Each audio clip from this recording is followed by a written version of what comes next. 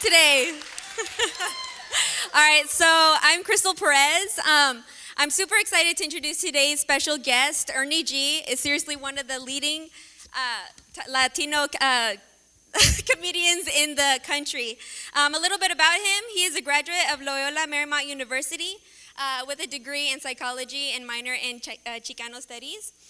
He was honored with the very first ever Mario Moreno Cantinflas Award for all the work that he does in the Latino community. So he has also been seen by millions on TV shows such as Comedy Central's Make Me Laugh, BET's Comic View, and Que Locos, which is hosted by George Lopez. So I thought that was really cool. I love George Lopez also.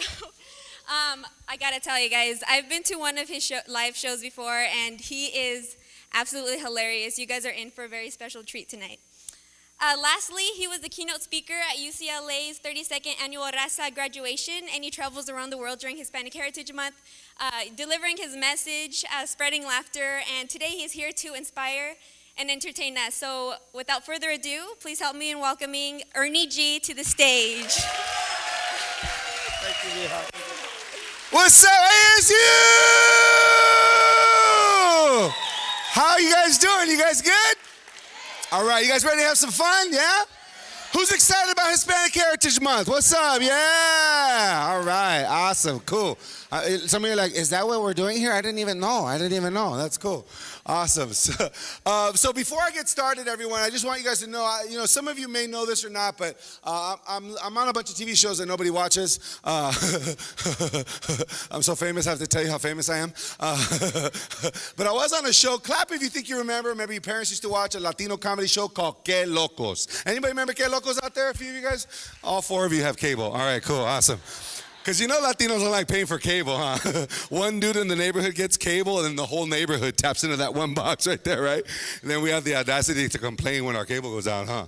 My cable went out. You owe me $50, dog. You owe me $50. Que Locos was this English language comedy show that came out on Spanish language television. So you'd be watching what you think is Comedy Central, and then they'd cut to commercial. It'd be all, bienvenido a Galavisión. You're like, what the heck? It was hosted by the #1 Latino comedian in the country. Where are my George Lopez fans? Got some George Lopez fans out there, yeah?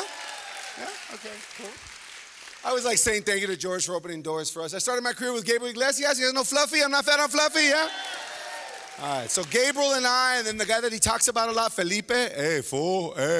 You guys know who Felipe is? Felipe's funny joke is, the other day the cops pulled me over. They said, do you have anything inside that's illegal? I looked at my cousins and I ran. That's not right, huh? Oh, you're like, we're in Arizona. That's very sensitive here, very sensitive here. So Gabriel, Felipe, and I, we were on a show called Que Locos that was hosted by George Lopez many years ago. But now I do something called empowerment comedy, which is comedy with an inspirational message. And I'm going to talk about that in a minute. But one of the things that I've been really blessed to do is inspire a lot of students. When I was on, students and young people, when I was on Que Locos, there was probably about 30 of us that were on that show a lot. You know, guys like Gilbert Esquivel and Rudy Moreno and just a bunch of Latino comics that got like a national exposure. And we inspired a whole generation of new Latino comedians. There's literally like about 1,000 Latino comics out there now. And when I did comedy on that show, there was probably only a couple hundred of us. And one of the young people who used to watch me on TV heard that I was in town like 5 years ago, and I performed at North Phoenix High School. And did you go there? He's like, that's where you are? All right, cool, awesome. Were you there when I performed? You're like, no, we don't know who you are. We don't know who you are. We came to find out today to see how funny you really are. We'll see what happens. But he brought his family to my show at North High School, and then he got inspired. He goes, dude, I want to do comedy. I said, go for it, bro. I'll mentor you, and I'll help you out. And so now he's been doing comedy for like 3 or 4 years, and he's like an up-and-coming Phoenix comedian. He's traveling the country doing his dreams. So I told him I'd give him like 5-10 minutes up here. Can we have 5-10 minutes for a young Latino comic here in Phoenix? Yeah, can we do that? All right, cool. So please put together for one of my mentees, Jorge Ruiz, man. Let him hear it. Come on up here, bro. Tear it up, baby. Do your thing, baby. Do your thing. Thank you. Keep it going for Ernie one more time. So if I'm not funny, you know who to blame for this, okay? That's cool. Where's all my Mexicans at? Right here. Where are you at? The one white person just got scared. I'm sorry, bro. And they put you in the corner by yourself? That's jacked up. That's messed up, man. This is the worst Trump rally I've ever seen in my life. Are there any Trump fans here, just in case? It's okay. We're friends. You can say it. I don't know why Trump doesn't like Mexicans. We're the only ones that are going to fix his hair. 3 landscaping crews. We got this. Any Obama fans? There you go. I'm glad. There you go. Calm down. I'm glad Obama's a president, because he's the closest thing we're going to have to having a Mexican president. There's no way they're going to let a Mexican in the White House. You imagine the White House painted purple with green trim? Yeah, she's like, yeah, I can. Anybody live with roommates in here? Who lives with roommates? Of course, everybody, right? I live with roommates too. My roommates are jerks. You know what I mean? Your roommates jerks too? Yeah, she's like, yeah, right here. I get in their face about it too. I'm like, you guys are freaking jerks. They're like, stop calling us that. We're your parents.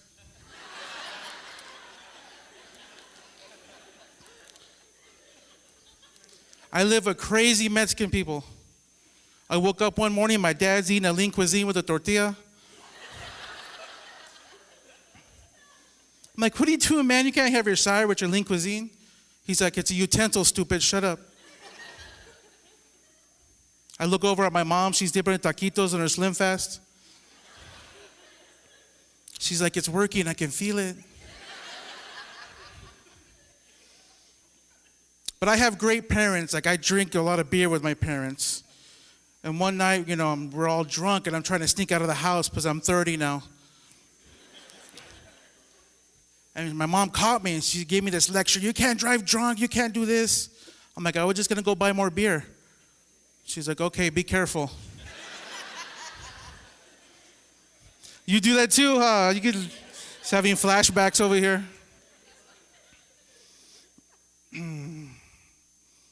My one white guy. I feel bad for the white guy. Are you okay? This is messed up, man. Is that your friend sitting next to you? That's messed up. Oh, I have a crazy family. My grandma came up to me. She's like, mijo, when are you going to get married? I'm like, Grandma, I'm a traditionalist. I'm going to get married like everybody else in the family. When I find out the baby's mine.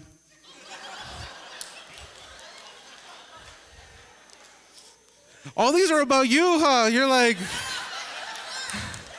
I got all this off your Wikipedia page and everything. No, I'm just kidding. What's crazy is I finally met my family from Mexico. I have never met them before, the other side of my family, and they've been here all week. And they said they wanted to come before the wall went up. I'm like, I don't think you have to worry about that. You flew in the airport. That one's new. It's fine. You have to laugh.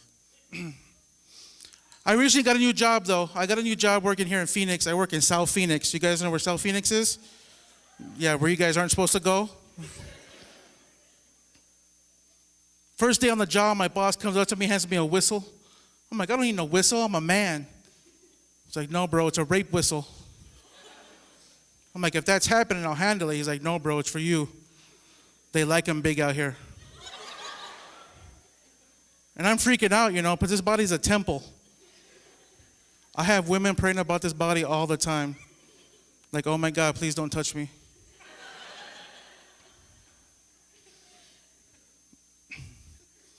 Just kidding, I don't have a job. I did recently get diagnosed with diabetes. It's okay, it's fine.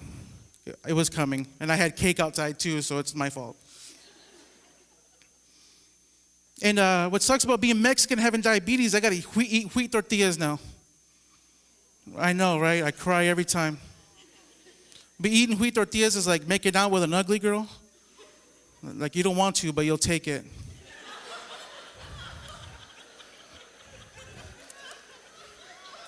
I just described this guy's last weekend. That was you last weekend. That was you, huh? I saw you. That was you on Mill Avenue making out with the pole and stuff. It's cool. But I've been working out. I've been working it out, doing a lot of walking. And you're fat when your shadow sweats more than you do. I look behind me. He's like, go on without me, bro. And I love fat people, but there's some things about fat people I don't like. Like these fat girls wearing skinny jeans. Have you seen these girls? Have you seen these girls? I saw one walking around. It looked like they had a lava lamp in her pants. Stuff was just, you could see her heart beating right here in her thigh. Oh. I stared at it too long. I got motion sickness. And it was like, it was disgusting. I got her number anyway, though. Right? You know. And being big is like, I don't do certain things anymore. Like I don't sleep naked anymore because it's an experience. I slept naked for the first time the other night. I thought somebody else was in the bed with me. I rolled over. I thought somebody was touching my back. I started crying. I couldn't find my whistle.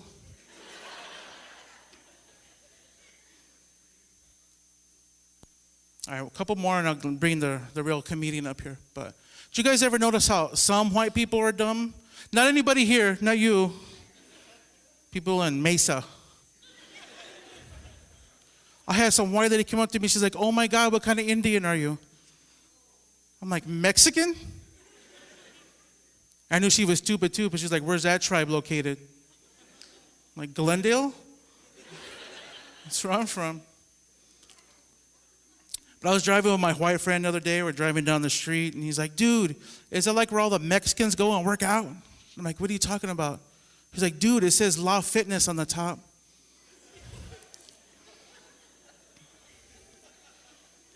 You guys should know how to spell, right? You guys are in college and stuff? Okay. Just making sure. All right, one more.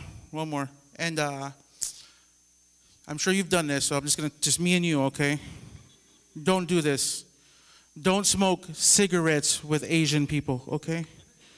Because they all turn into ninjas where they're high, flipping around and stuff.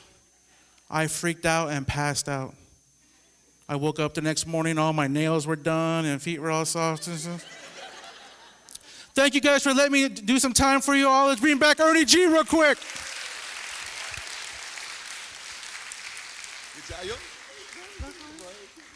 One more time for my mentee, Jorge Ruiz. Oh, look at some of your faces. You're like, "Dude, I'm going to go up there, bro, because I'm funny too, man. I'm funny too." Look at some of the faces. Cool. What's up, brother? What's up? Stop fakes. That's hilarious.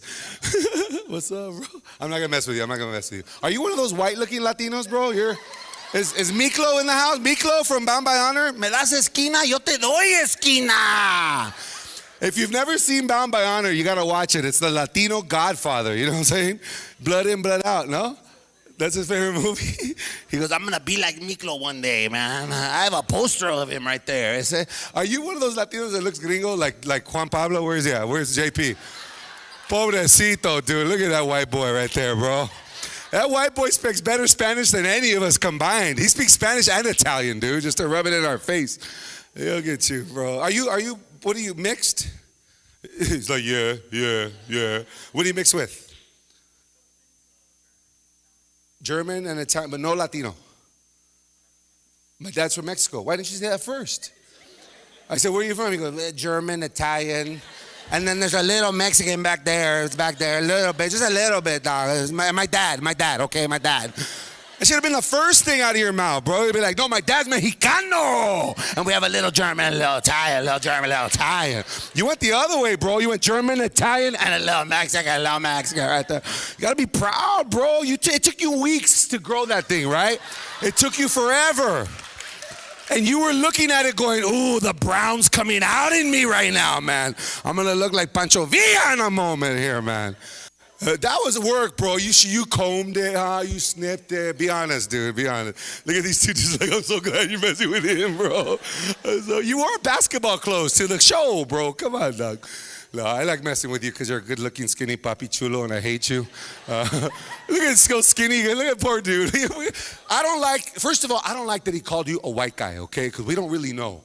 Isn't white people that word, white people? It's like the new N word, right? Isn't it like the new N word? It's like, don't be calling me white. I feel so bad for all like anybody who's white, like that word white has all this negative connotation. So like white people they hate being called white. Have you ever noticed that? It's like white people right there. No, we're not white. My dad's from Ireland. My mom is from Europe, but we are not white. We are not white. Where's your family from? We're German and Italian, but we're not white, right, bro? We're not white. We're not right. I just like messing with you because you get skinny papi chulo. Where are you, skinny papi chulo? So skinny, got to run around in the shower to get wet, huh, bro? I hate you, man. The Indian guy. Are you Indian, bro? Or Pakistani? Which one? Don't want to offend you, bro. Come on. Indian? I got it right the first time? All right, cool. Because I called a Pakistani an Indian. He goes, no, my friend. No, my friend. No. That's so cool. You're sitting next to a skinnier dude. Look at you. Pobrecito, flaquito, bro. Damn, that's been an issue your whole life. How the doctor says I need to eat. The doctor says, right? You know, skinny dudes have no idea what it's like for chubby people, bro. Skinny, they just wake up in the morning, throw on a pair of jeans, a shirt, and go. They just throw on whatever and go. Chubby people, we got to plan our whole day out, huh? Am I going to sweat today? If I'm gonna sweat, can't wear white, no white clothes. They stick to my skin, bro. I'm gonna wear black baggy clothes, make me look skinny, right? Right? And skinny dudes always tell me the same thing. Dude, I can't help it. I eat, I just can't gain weight. Wish I knew what that felt like, bro. I'm the opposite. I died. I just can't lose weight, right? You ever try to get in shape? You ever try, is it do Monday morning, 5 a.m.? I'm going to go jogging, dude. This Monday, I'm going to do it, right? You try to convince yourself to go running, right? You set your alarm for 5 a.m. You go get your running shoes, put them by the bed right there. You go get your old high school PE clothes, put them by the bed. The alarm goes off 5 a.m. Monday morning. You're like, dang, everyone starts Monday. I'm going to start Tuesday, right? Don't go out. You don't even stretch. You're like, no, don't be lazy. Just go out there, right? But you don't even stretch. You just think you're a marathon man, right? And for the first few minutes, have you ever tried to get in shape? You go Monday morning, you go to the track. I'm going to do this, baby. Yeah. First 3 minutes, you're like, dude, this feels good. Why don't I do this every day? I'm going to do this every day. The birds are chirping. The sun's coming out. I didn't know I had this many white neighbors. This is awesome, dude. I'm going to do this every day. 3 minutes into it, you're like, oh, gosh. Oh, gosh. I was going to run 3 miles. I don't think I can make it around the block. Okay, make it to the stop sign. I can make it to the stop sign. Do not stop until you get to the stop sign.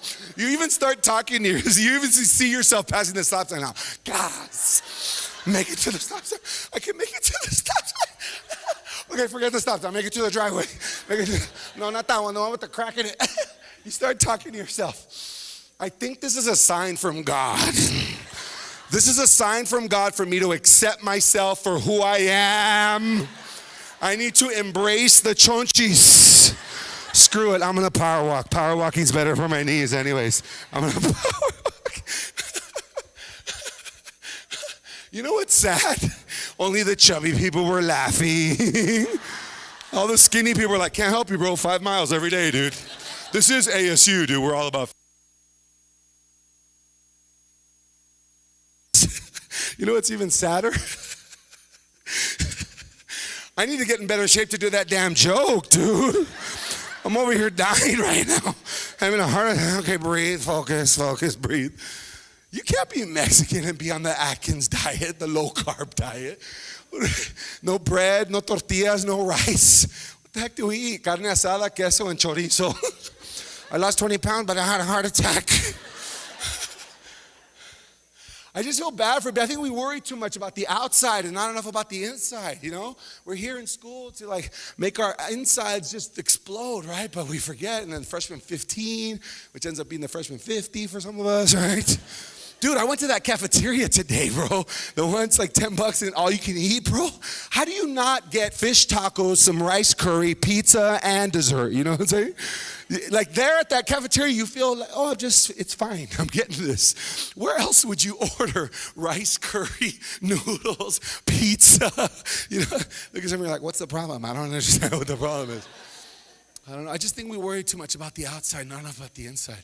Ladies, you ever wake up in the morning with that one random eyebrow hair? Any of you guys ever wake up with that one hair going, where the heck did this thing come from? This thing's not even part of my eyebrow. So you get the tweezers, and you're like, I'm going to get this one, get that one, get the, went too far. Not going to even it out on this side. Going to even out. Oh, shoot, I have two halves of an eyebrow. You just say, screw it, and you wax the whole thing off and draw the McDonald's arches with a pencil. I hate these cholas who think they're better artists than God.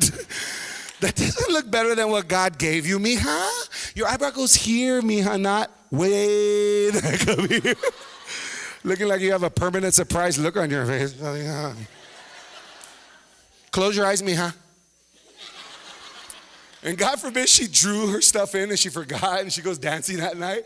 And she's on the dance floor going, oh my God, it's so hot in here, huh? It's so hot in here. You're like, what the heck? Where'd Batgirl come from?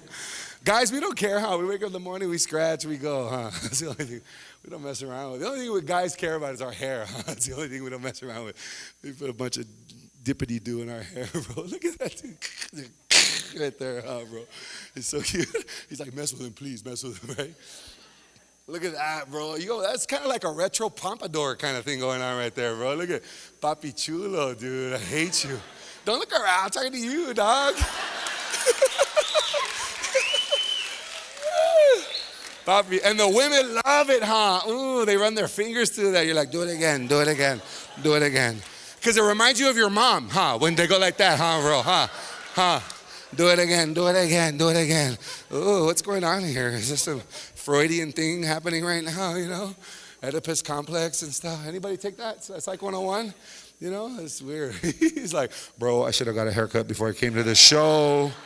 No, but who's jealous of that dude's hair right now? Be honest, that has an awesome head of hair, right? Yeah, right? Pobrecito. He look who's jealous right here. That guy's jealous right here. Pobrecito, bro. Receding hairline, you just said, screw it, let's get out of there. Yeah, embrace it, right, huh, bro? I could tell, bro, you took a Mach 3 to that thing right there, bam, bro. Did you buy that hand thing? You know what I'm talking about? The hand shaver, there's a hand shaver. And the wife's like, I'll Google it tonight. I'll Google it for you tonight. I like messing with you, bro, because you got a full head of hair. You know what? I just like messing with people like out of love, though. Don't be offended, you know? I just feel so bad for all the women here, like worried so much about their outside. You know, every girl in the morning, like, what's the first thing that you do when you wake up in the morning after checking your phone 100 times? Anybody else, like, the alarm goes off, and you go, like, oh, okay.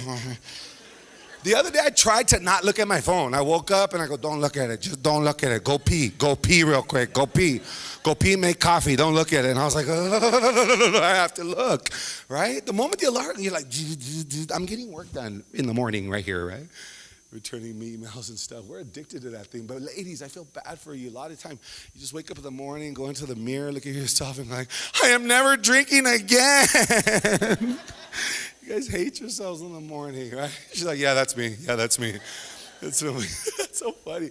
I just think we worry too much about the outside, not enough about the inside. See, I wanted to get you guys laughing before I drop some of my inspirational stuff. But, you know, I was the keynote speaker a few years ago at UCLA's Raza graduation. So I know we're ASU fans here, but do we have any UCLA, like football fans, UCLA basketball fans here? No? USC? No? You guys? Okay. All right, one dude right here. He's like, all right, I forget where I'm at.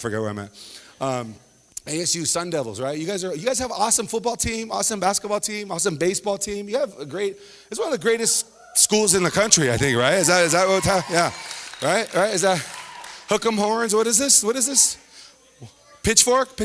All right, cool. I got to learn my schools right here. You're like, yeah, that's cool. All right.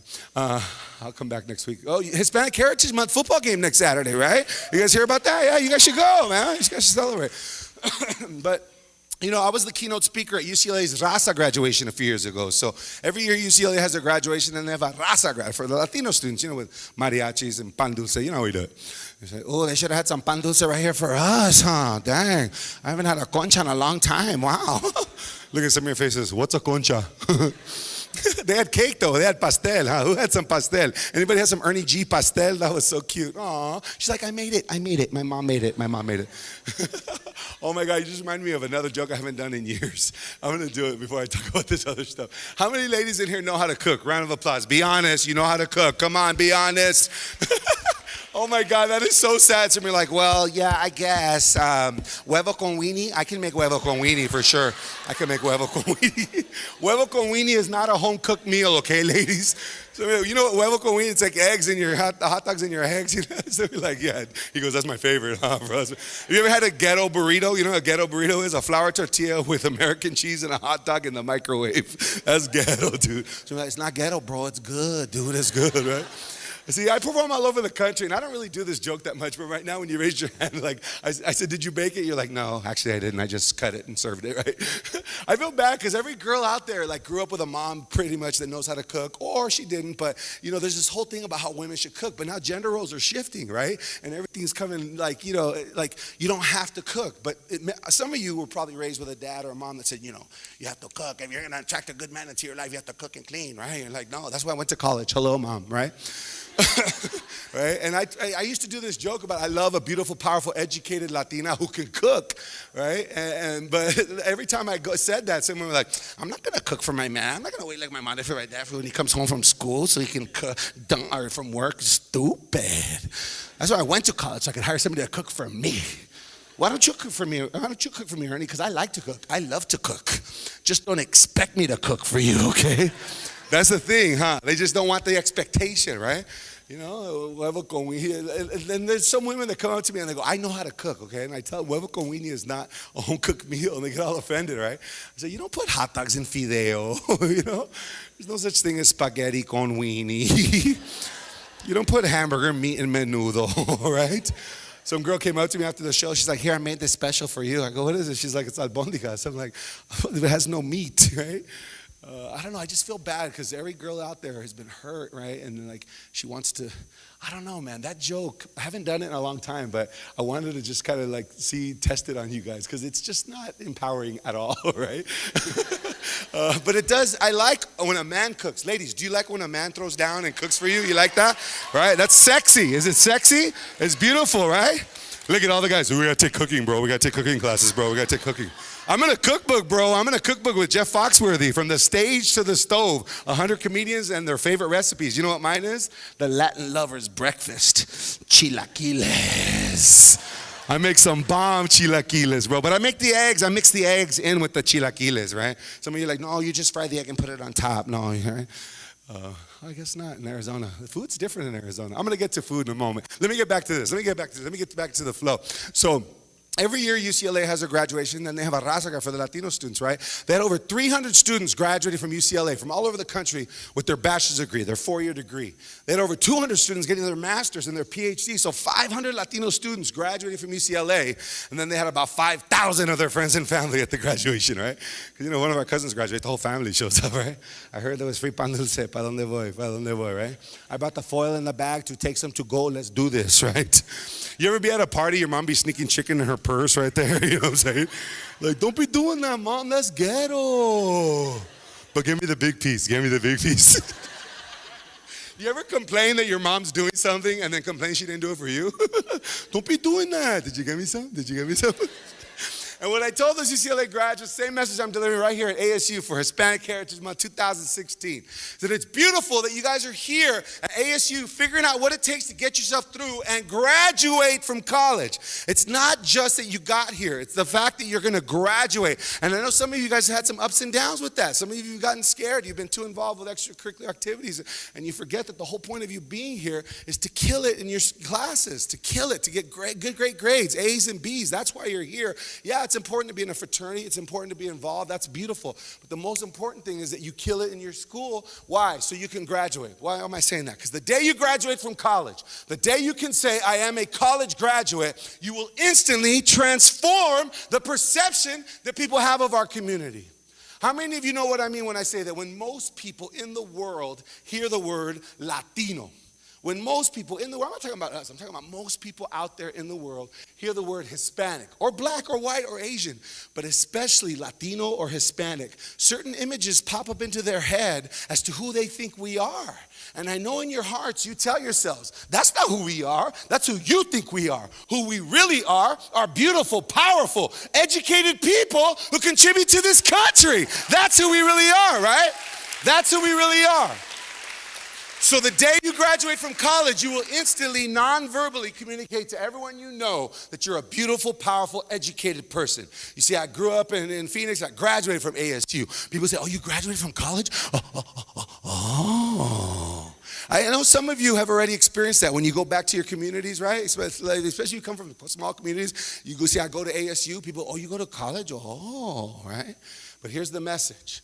No matter how much education you have, no matter how much money you ever make, no matter how much affluence you attain, if you grew up in El Barrio, if you grew up in the neighborhood, you will always have a little ghetto inside of you, right? Right? Right? Look, she clapped all loud. No one else clapped. She goes, whoa, whoa, okay, I better slow down.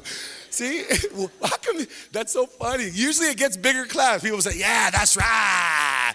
I got a little ghetto in me. What? But right here, ASU is like, no, stupid dumb. I'm not ghetto. I don't mean chunti ghetto like our cousins, okay? You guys know what I mean by chunti ghetto? You know what I'm talking about? It's that one cousin we all have that's like, what, I'm ghetto, what, what, what's my name? What's my name? You can't read? You can't read my name right there? You can't read that? No? No? Oh, where do I live? I live right there. I live right there. I don't mean chunti ghetto. I mean ghetto fabulous. Clap if you know what I mean by ghetto fabulous. Come on, clap if you know what I mean. All right. I love being back here in Arizona because I perform all over the East Coast. I was the national spokesperson for the Hispanic College Fund. As a matter of fact, there's some students that I see in here who were part of the Hispanic Youth Symposium, right? What's up, dog? How are you, bro? You didn't even say hi to me, dude. I thought we were like this. I haven't seen you in 5 years, bro.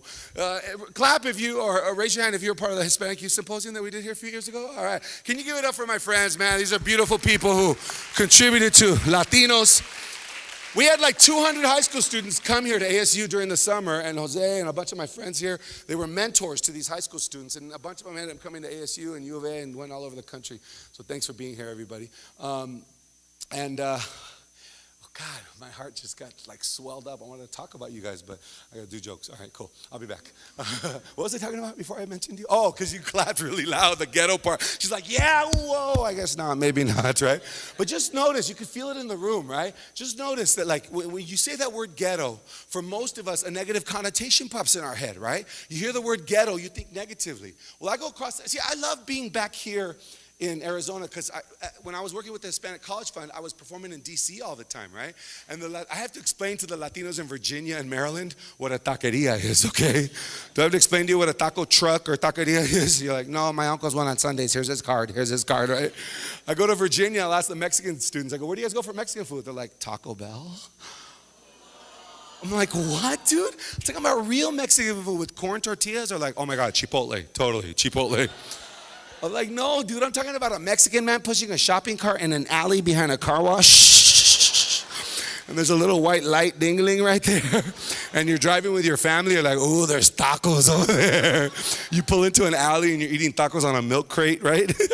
See, for those of you who have been to an authentic Mexican taqueria, I don't have to explain this to you, but when I'm in Virginia and Maryland, I always have to explain to them. The taqueros, the guys that make the tacos have figured out that you got to make the tacos with 2 corn tortillas. Have you noticed that? 2 little corn tortillas. Why? Because if you make the taco with just 1 corn tortilla, you cannot do the very traditional pinch, lift, tilt, insert method, right? Now, look at half of you. Oh my gosh, I do that. I didn't realize I do that, but I do that. See, when you grow up around Mexicanos, there's certain customs you were taught. No one taught you that you were taught them. You just did them because everyone around you was doing them. And pinch, lift, tilt, insert is one of them, right? Or if you're at your grandma's house and you're eating menudo or pozole and you want a corn tortilla, right? You go, Grandma, can I get a corn tortilla? What do? You lift, grandma lifts open that straw, little thing. She hands you a corn tortilla. How do Mexicans roll up a corn tortilla? We pinch the bottom and we roll that thing up. Look at half the crowd went, choo! Or if you're eating menudo or pozole, Latinos, we like to spicing up our soups, right? So we like to put oregano in our pozole or our menudo. But have you ever been to an Italian restaurant and watched a non-Latino put oregano in their pasta? Because oregano usually comes in the same containers as Parmesan cheese, right? At the Italian restaurant. You ever seen a non-Latino do it? They're so patient. They're like, it's barely coming out. It's hardly even coming out. Is this thing plugged up? It's not even coming out. Latinos, we don't have that kind of patience, huh? What do? We unscrew the lid, we pour it in our hands, and we go like that. We use our hands like grinders right there, right? And of course, we never wash our hands. No one taught us that rule. You ever wash your hands when you're done eating at a restaurant? Hell no, dude. Too much time, right? So we go to church on Sundays and we're giving blessings to people. May peace be with you and also with you. May peace be with you. And the pobrecita señora is like, oh, marihuanero, wow. He likes to smoke the marijuana. I'm going to tell your family. You're like, no, señora, I say no to drugs. It's oregano, te lo juro. It's oregano. She's like, oregano, I see too, whatever, right? But if you've ever had a taco that's made with just one corn tortilla, the juice from the meat usually cracks that tortilla in half, right? And you do pinch, lift, tilt, and the meat's still on the plate, right? So most authentic taquerias have figured this out. So when you go to a real taco truck, they use 2 corn tortillas so you can do pinch, lift, tilt, and insert. But Latinos, we like to save money at all costs, right? So when we go to a taco truck, do we ever order 4 tacos or 5 tacos? No, we order 2 tacos, and then we separate each of the tortillas and make 4 tacos, right? Right? Spread the meat around. All the ghetto people are laughing right now, dude. Either the ghetto people or the broke students are laughing right now, bro, right? You ever bought one burrito and then took it home and made a bunch of tacos with the burrito right there? You ever do that? Like, oh my God, that's a good idea. We should do that, you guys, seriously. Because I don't know how to season the carne asada. I don't know how to do it. My mom and my grandma do it for me. Pobrecita, all the educated Latinas are like, it's true. I don't know how to season meat. I know. I'm sorry. I don't mean to offend. I'm just saying, we didn't learn that. We studied instead of learning how to, paprika or whatever. Like paprika, ew. Look, I could feel it. 20 of you just like, I'm going to take a class. Seriously, I am going to take a class. I'm going to take a culinary. I'm going to ask grandma, shouldn't grandma teach a class online? You know what I'm saying? Right? Abuelita, no más, but you know why? Because there would be no recipe. No, lo pones así, un poquito, así, un poquito. Lo sientes. And you just put a little bit and you take, not too salty. Grandma's just, when you're eating menudo or pozole, you can feel grandma's love, huh? You take one sip, you're like, somebody loves me, You know what I'm saying? That's a thing that's missing now. And I don't mean to offend any of you, but those of you that don't, there's a lot of women that intentionally don't learn to cook. I don't care. I'm not making enough money. I could hire a cook for me, right? But there's something beautiful about cooking and watching the people you love eat the food that you prepared, My tia has calluses on her hands from flipping tortillas, you know what I'm saying, bro? She just puts it in the fire. No me quemo, I'm good, right? I'm good. There's something, I don't know, man. There's something about it, And what was I talking about? The tacos, right? Pinch, lift, tilt, insert, man. See, the whole thing about the whole taco thing is like, we're going to go have tacos after this. I think some of us are going to a taco place after this. If you guys want to come, you're more than welcome. Where's my friend? Is Dania here yet? Dania hasn't shown up yet? Oh, my God. Oh, there she is. Oh, my God, so cute. My friend. Okay, so I performed a few months ago. Just real quick, I know I'll just make a little side announcement. How many of you guys have ever been to the Arizona Latinos Art Center? The Arizona Latino Center for Cultural Arts. What is it? Arizona Latino Art and Culture, ALAC. Anybody ever been to ALAC? Raise your hand. Okay, Lupita, the owner, is in the house with Aldo, her husband. They're beautiful. And my friend Dania works there. I performed there like 2 months ago, and we did a big show. And Dania was like, oh, Ernie, come. I'll give you a haircut today. So I went and I got a haircut. And the other night, they had a salsa event. I said, take me to some down tacos. I want some Phoenix tacos. And she took me to a hipster taco truck to the Cobra Bar or something like that. You guys know the Cobra Bar? And there was that cool Paz. And Lupita's like, oh my God, it's so good. It was good. It was amazingly good. Okay, a hipster taco, but it had carnitas with pickled, sweet pickles in the taco. Look at exactly. See, she went, ¿Qué? Nosotros no hacemos así. Yo no. It was the combination of sweet pickles and carnitas, right? But I wanted some down tacos. I wanted to separate the tortillas and make 4 tacos, right? You're so cute. She's like, I did that, right? I know hipsters are coming along. We're cool. I'm not a hipster, but the point I'm trying to make is this: that the word ghetto has such a negative rap. I'm bringing it back to the whole thing about ghetto. See, there's all these little things like pinch, lift, tilt, insert. Right? Those are little like subtle nuances that when you grow up Latino, you just kind of do. You know what I mean? And the rolling the corn tortilla, right? And then some of you are gonna be like, dude, you forgot when you run out of toilet paper, you go to McDonald's to get napkins. You forgot that one, right? When you run out of toothpaste, you get the scissors, you cut the tube, and you stick the toothbrush in there like that, right? Dude, you know what's hilarious? I can feel the phenomenon. Some of you are proud of these jokes. Some are like, dude, that's so embarrassing because I do that. Seriously, that is so embarrassing. I had a grandma come up to me after the show. Oh, estabas bien chistoso, Ernesto. Oh, my God, you were so funny. You reminded me of when I was pregnant with my first child. I couldn't afford the diaper wipe, so I would go to Pollo Loco to get the towelettes. I said, that's chunti right there, Grandma. You know what I'm saying? But see, here's the thing about that word ghetto. See, I think I go across the country and I challenge students to ask themselves, why is it that we automatically associate certain negative stereotypes to that word ghetto? If I'm from what people consider to be the ghetto, if I'm from what people consider to be the barrio or the hood or the neighborhood, but I'm a good person and I come from a good family and I go to college and I graduate from college and now I'm making a positive impact on my community, then how can the ghetto be bad? Maybe, just maybe, we need to reevaluate the way we use these words to describe ourselves and describe our communities, and maybe, just maybe, take pride in the fact that we have a little ghetto in us. I'm proud of the fact that I'm a beautiful, powerful, educated Latino man who has a little ghetto in him. I'm proud of that fact, okay? I'm proud of that. Yes, I'm proud of that. Yes. And I can tell a lot of you are feeling me right now, but some of you are looking at me going, but we're not ghetto though, okay? We have worked too darn hard to still be ghetto, Ernie. We are trying to get out of the ghetto, okay? Maybe not. Maybe what you need to do is embrace the ghetto within. Look, if you don't like that word ghetto, replace it for survivor. Because trust me, if you're a student here at ASU, you are the product of a survival story. If I gave this microphone to any one of you and said, tell us what your dad had to go through and overcome to get you to be a student here today, we'd all start bawling.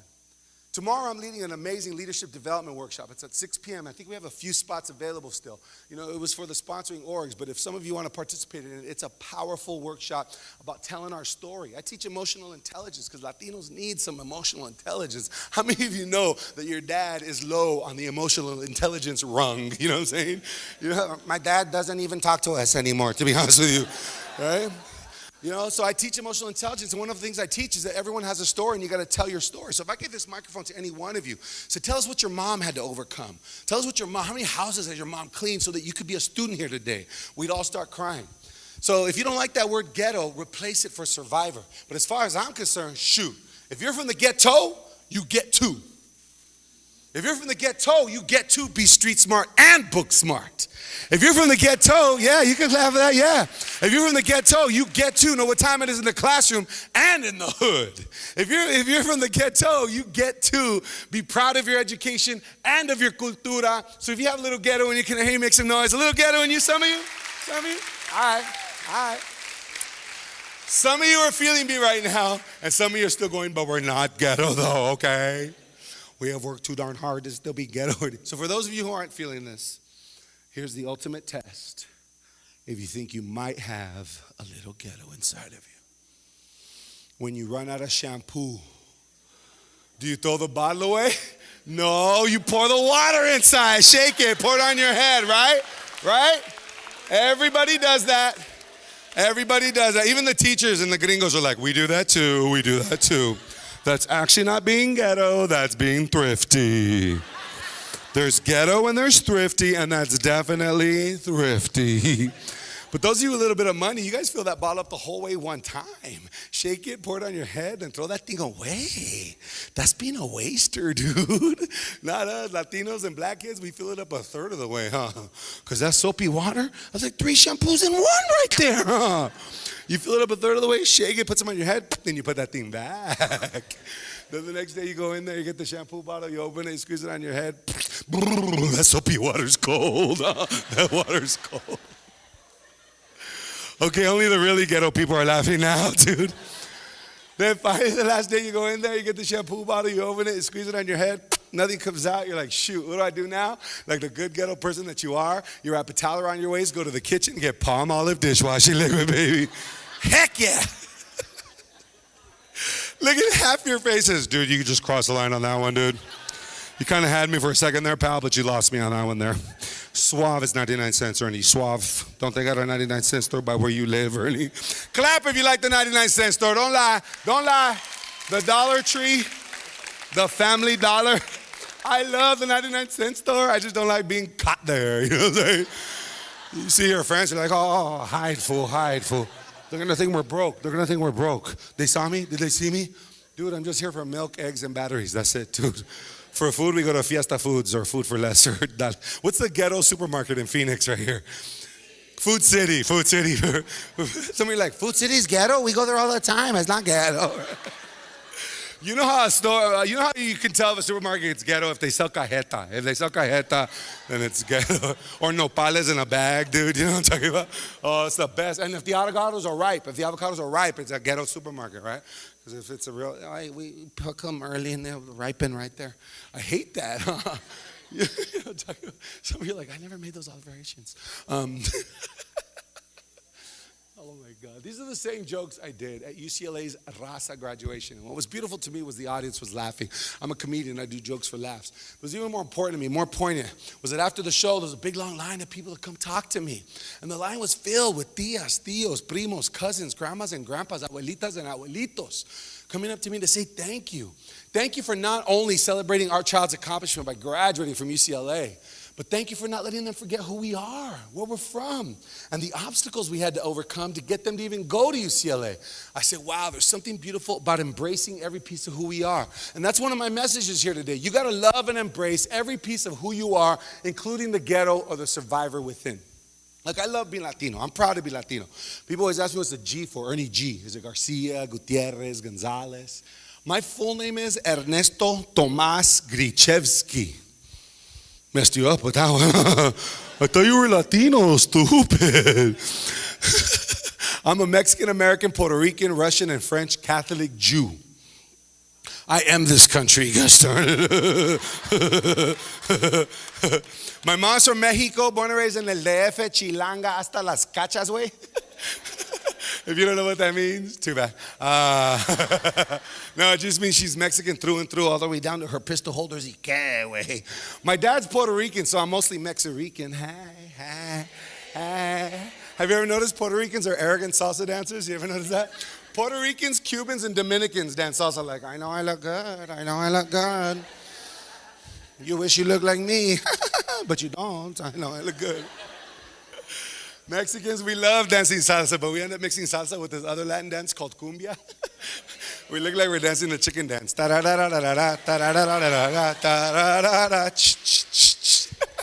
Look at that senora clapped up there. She's like, I love the chicken dance, right?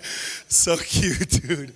No, and I grew up very confused. You know, I grew up around a lot of Mexicanos, but I have this Russian nose and the Grichevsky last name.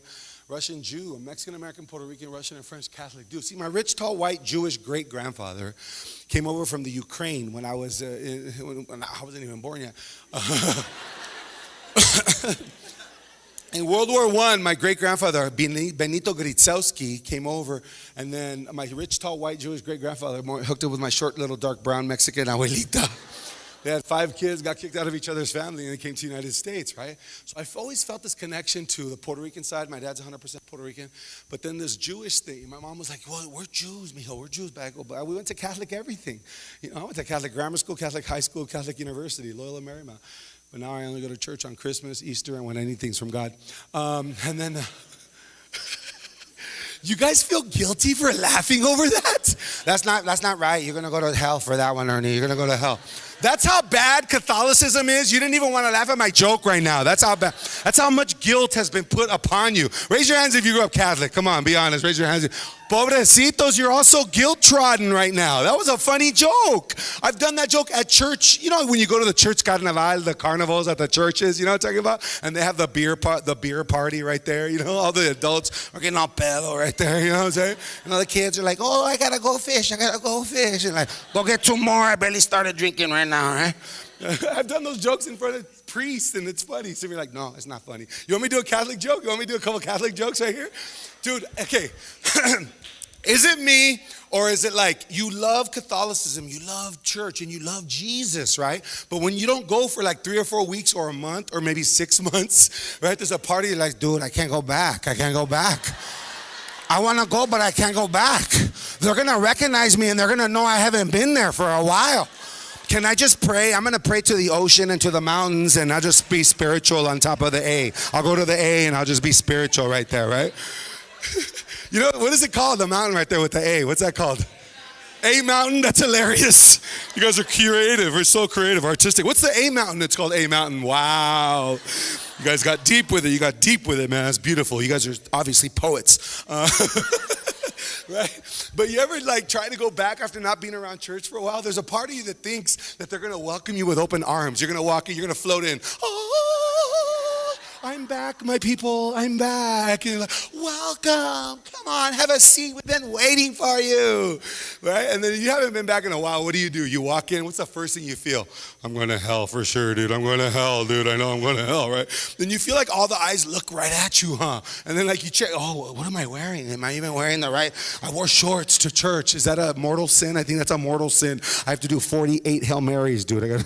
You know, there's all this stuff in your brain. You ever go to confession? You go to, I don't want to go because he's going to recognize my voice. It's my pastor from 6th grade. I know he's going to recognize my voice. My mom still volunteers and sells tamales on the week. I know she's going to say, do you know what I'm talking about? You can't even go back to church. She's just going, I'm back, Jesus. Welcome. We love you, right? It's not that. It's like, oh my God, what's that? My buddy and I were like, dude, let's go back, bro. Because I went on a spiritual quest, and I've studied all kinds of religions, and I've traveled, and I hung out with native people and done all these like sweat lodges and all this stuff just to figure out who God was and who he was for me. And my buddy was like, dude, let's go back, dude. We haven't been to church in a while. Let's go. Easter's coming. Let's go for Lent, dude. Let's go for Lent. So Ash Wednesday, we go back, dude. Right? And like pendejos, it started at noon. The church starts at noon. What time do we get there? 11:55. We'll just park and walk in. We'll just park right there and walk right in. Not on Ash Wednesday, dude. We had to park like 14 blocks away, dude, because everybody goes on Ash Wednesday, right? And so we go, and we're like, dude, we're going to be late, bro. We're going to be late. We ran in all sweaty. Okay, breathe, bro, breathe. Good, we get the holy water, bro. And then there's a part. Is there a faucet around here? Can I just?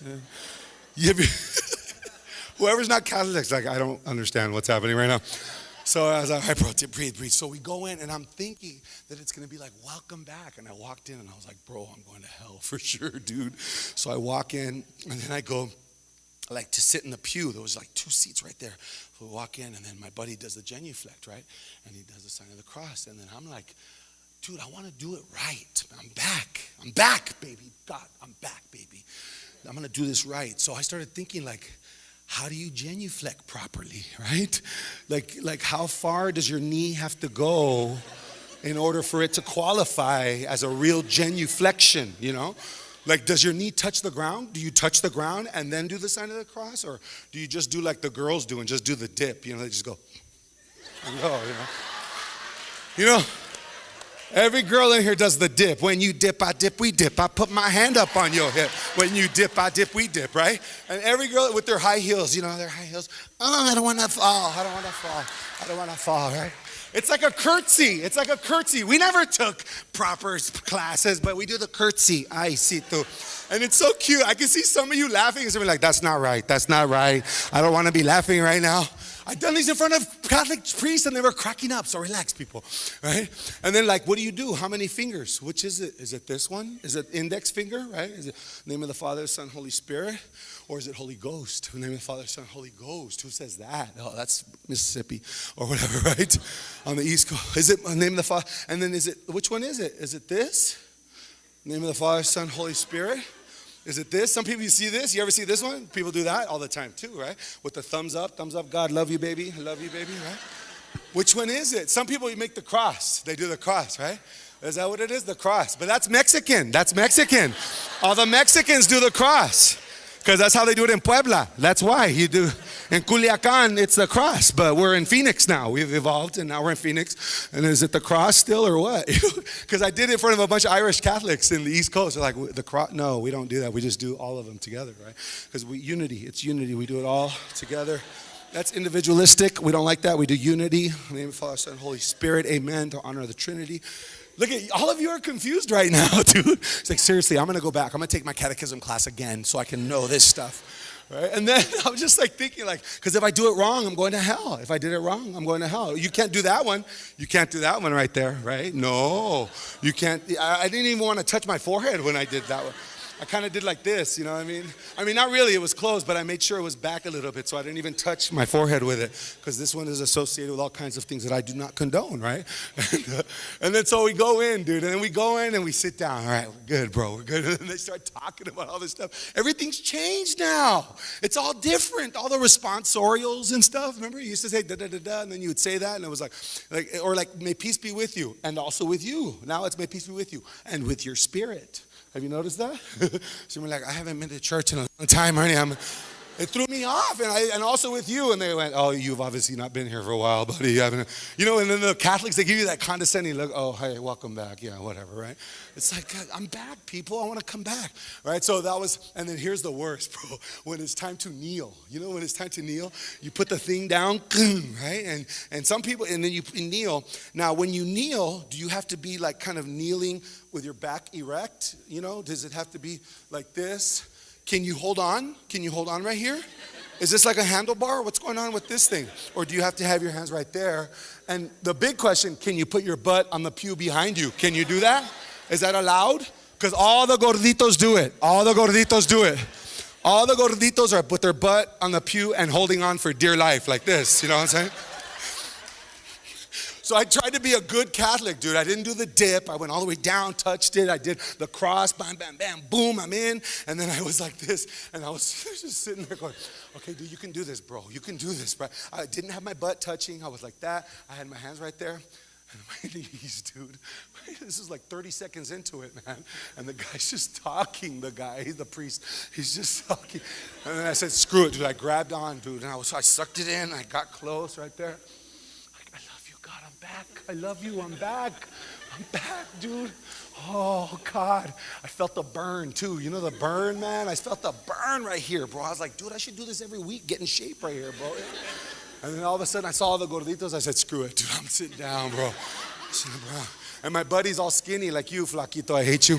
And he's like, bro, get up. Have some respect. Get up. I said, I don't weigh $110 like you, bro. And so we go. And then we get the body of Christ, right? The body of Christ is like, you know, the body of Christ. And you say, amen. I went up there and I did like this, right? So just because I hadn't gotten a confession, so they give me the blessing. And I said, amen. I said, yes, I got my blessing. I'm good. Then it was time for the ashes. Yeesh. What's the response to the ashes? You know, from dust you came, to dust you shall return. And I was like, I don't know. I said, thank you for the blessing. I said, amen for the blessing. Amen, right? Is this amen? Which one is it in the bulletin? Can I read? It said, from ashes you came and to ashes shall return. I'm like, amen. Good. He didn't say anything. I think I'm good. And then I walked back nice and slow so everyone can check out, because I dressed nice that day. I wanted people to look at me when I was walking back all slow. That didn't get a reaction. Don't act like you don't love when people check you out when you're up there, man. You're like, oh my God, do you see what she's wearing? Ew, I can't believe that. So my buddy goes up there, from ashes you came to ashes you shall return. And then he said what he said, and then he came back. He was all happy. And I was sitting there going, dude, I don't know if I said the right thing, bro. I said amen for the body and the blessing, but for ashes, I didn't know what to say. I just said amen. And he goes, I just told him thank you. Thank you, bro. From ashes you came, and to ashes you shall return. Thank you. I said, bro, you're going to jail. You're going to hell. You're going to hell, bro. You're going to hell. Isn't that funny? Did you like my comment, my Catholic material? Did you like that? Yeah? See? You can relax. You're so cute. You are having a hard time with this right now. She's adorable. Are you getting your PhD? Oh, you're getting your PhD, right? You have your master's, right? Oh my God, I love you. I love this woman right here. I don't even know her. I met her today. You're like the counselor to all the first gen students. Is that kind of it? Say that again. The School of Transborder Studies, she is the counselor for all that, man. Give them some love. That's a beautiful thing, man. Beautiful love. Because I love, and please don't be offended, this is absolutely a compliment. I love that you look like their tia, you know? You're right? Any student that's taking that class and sees you, she's like, oh, good, she can relate to me, you know? And that's a beautiful, we need that in our community, right? But right now, I was doing all these Catholic jokes. She's like, I can't really laugh at this. I don't think it's appropriate. No, I'm not going to. It's okay, you can let loose. She goes, no, I was laughing on the inside, I promise. Guilt is a way that the world controls us. Guilt kills the human spirit sometimes. It also guides us in the right direction sometimes. Should I do this? Nah. But ultimately, guilt just kind of suppresses us, you know? So Catholics, we need a little love, man. I perform at Catholic churches all over the place. I do fundraisers. We raised 20 grand in one night doing a comedy show at St. John of God School. And the priests loved it. They said, thank you. Anyways, that's enough of that. All right. Where was I earlier? Talking about Catholic stuff. I went off on a Catholic tangent. My point is this, that I grew up in a neighborhood. All right. Where I grew up. I was just sharing my heart with you guys. Are you guys having fun? You guys having a good time? Everything good? Everyone good? All right. See, I grew up in a neighborhood with a lot of cholos and gangsters, right? Clap if you grew up in a neighborhood where they were either in your neighborhood or surrounding communities, a lot of gangsters and cholos, yeah? Some of you? All right. All right. Some of you are clapping and some of you are like, no, we stayed away from those people. No, we stayed away from them. If you grew up around cholos and gangsters, it's a weird phenomenon because you don't really fear them, you know? They're just part of the neighborhood, you know what I'm saying? Like imagine if a bunch of cholos walked in right now. Just imagine like 5 cholos just walked down and like, hey, we heard Ernie G's here. What's up, eh? You know, like with white t-shirts and pelon hair like that. You know what I'm saying? Imagine. We got a white cholo in the house right here, bro. Look at that. Are you white or are you mixed? You look mixed too. I'm just bald. That's hilarious. Though, what nationality, like family-wise, nationality? Polish. Oh, my brother. All right, cool. Ukrainian, Polish. We're kind of like that. But I'm right here. That's the problem. I'm right here. I'm trying to get right here, bro, but that's right here. No. Like if a bunch of cholos walked in right now, just imagine like 5 cholos with pelon white t-shirts. Whoa, like half of the crowd would be like, security, do we know those people? Are they allowed on camp? Are those your cousins? Are those your cousins? Are they here for a Victory Outreach car wash on Sunday or what's happening? I don't understand. Is there a carne asada fundraiser that we're doing? What's happening? I don't really... Or did they bring the homemade pan dulce? I don't understand why they're here right now. But if I saw a bunch of cholos walk down, I'd be like, all right, cool, I got backup. We're straight. You know what I'm saying? Anything goes down, I got to ride home right there. You know? I mean, it'd be on a bike, not on a car, but I got to ride home at least. You know what I mean? And it's weird, too, because I perform at middle schools and high schools all over the country, right? And all these little wannabe cholos are basically dudes that didn't play football, you know? Everyone wants to be on a team, you know what I'm saying? They didn't play football or soccer, so they joined a gang, you know what I mean? They can't kick a ball or throw a ball, so they steal a ball and end up in a gang, you know what I mean? My heart goes out to these kids, dude, too, because if you listen to the news, they're always exaggerating it, right? You know, you listen to the news, like some of the most notorious of LA's criminals, some of the most notorious of Phoenix's gangsters. I'm like, notorious criminals? No, it's not. That's my cousin Nacho and his homies right there. He's not notorious for nothing, that guy. The only thing he's notorious for is not having that job and eating my mom's food all the time, man. If you're going to come over and eat, bring some tortillas at least, fool. When I was a kid, I wanted to be a cholo bad, dude. I did, man. I wanted to get a spider tattoo, a teardrop tattoo. You know what I'm saying? I did, bro, right? But I was literally more afraid of my mom than I was the cholos, dude, you know? Have you guys ever seen that movie Grease? Everybody's seen Grease, right? You guys all seen Grease? I got chills, they're multiplying. And I'm losing control.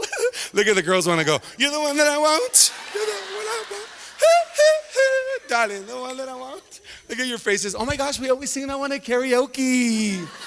Remember the drag races in Greece? Remember when those cars raced in Greece? That was along the LA River. Now, the LA River is not really a river. It's just a bunch of cement with a stream of water in the middle of it.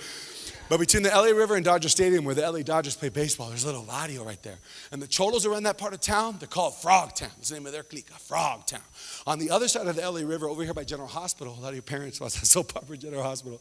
The cholos around that part of town, they're called Dog Town. And when I was a kid, Frogtown and Dogtown didn't get along. I never understood that growing up. I'm like, we're all Latinos. Why don't we get along? They say, cross the river, see what happens. I said, I ain't going over there, dude. Those Dogtown dudes were bad. Dogtown dudes walk around the neighborhood intimidating people. Dogtown fool, what's up? Woo, woo. Dogtown fool, what's up? Woo, woo. I was like, ay, perro. Couldn't imagine what they were saying on the other side of the river. Frogtown, fool. Ribbit. Ribbit, ribbit. Don't make me get my ribbit on, dog. I was like, ay, pobrecitos.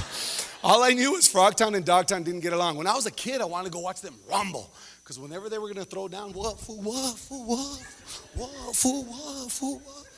Look at all the fraternity bros. They're like, dude, he fights like my tío, eh? Whenever they were going to throw down, there was going to be a rumble at the river. There's going to be a rumble at the river. Shut up, fool, let's go. And there was something about it that was exciting. You could feel it in the neighborhood. The kids would be running inside. They'd be slamming all the doors. Grandma stick her head out the window. ¡Ya métanse, babosos! I love the word babosos. Baboso sounds like grandma's cursing at you, huh? Baboso!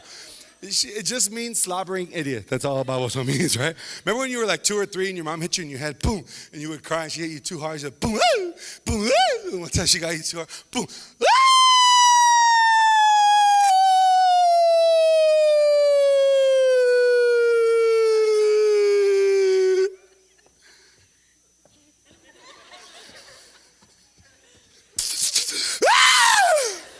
You remember that?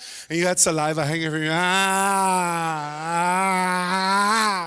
and it would almost hit the ground and bounce up. And all your little sobrinos are like, sópalo, sópalo, sópalo. Suck it up, suck it up, suck it up. Right? You wanted to go, right? So if you've ever had those coming out of your mouth, those are called babas, right, bro? And if you've ever done that, then you're a baboso, okay, bro? Oh my God. But you see, back in the day, cholos, man, whenever they were going to go rumble, they'd go to the rumble. But they didn't have cars to go on the rumbles. They used to go on their huffy bikes. We're going to get these fools, eh? We're going to get them, dog. We're going to get them, fool. So there's that one dude, he couldn't afford a bike. He just had a skateboard and a rope. Slow down, fool. Slow down. Don't turn, dog. Don't turn. The dude on the handlebars, here comes the policia, fool. Go, dog.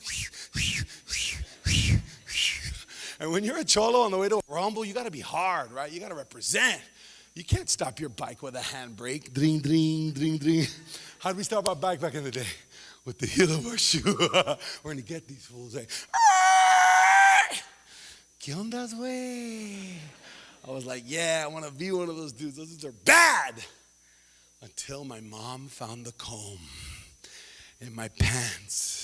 You know what comb I'm talking about? That round plastic cholo comb you slide your finger in like that? You know what I'm talking about? You have it in your pocket right now, huh, fool? Don't lie, dog. Don't lie. 99 cents a ride, eh, fool? Don't lie, dog.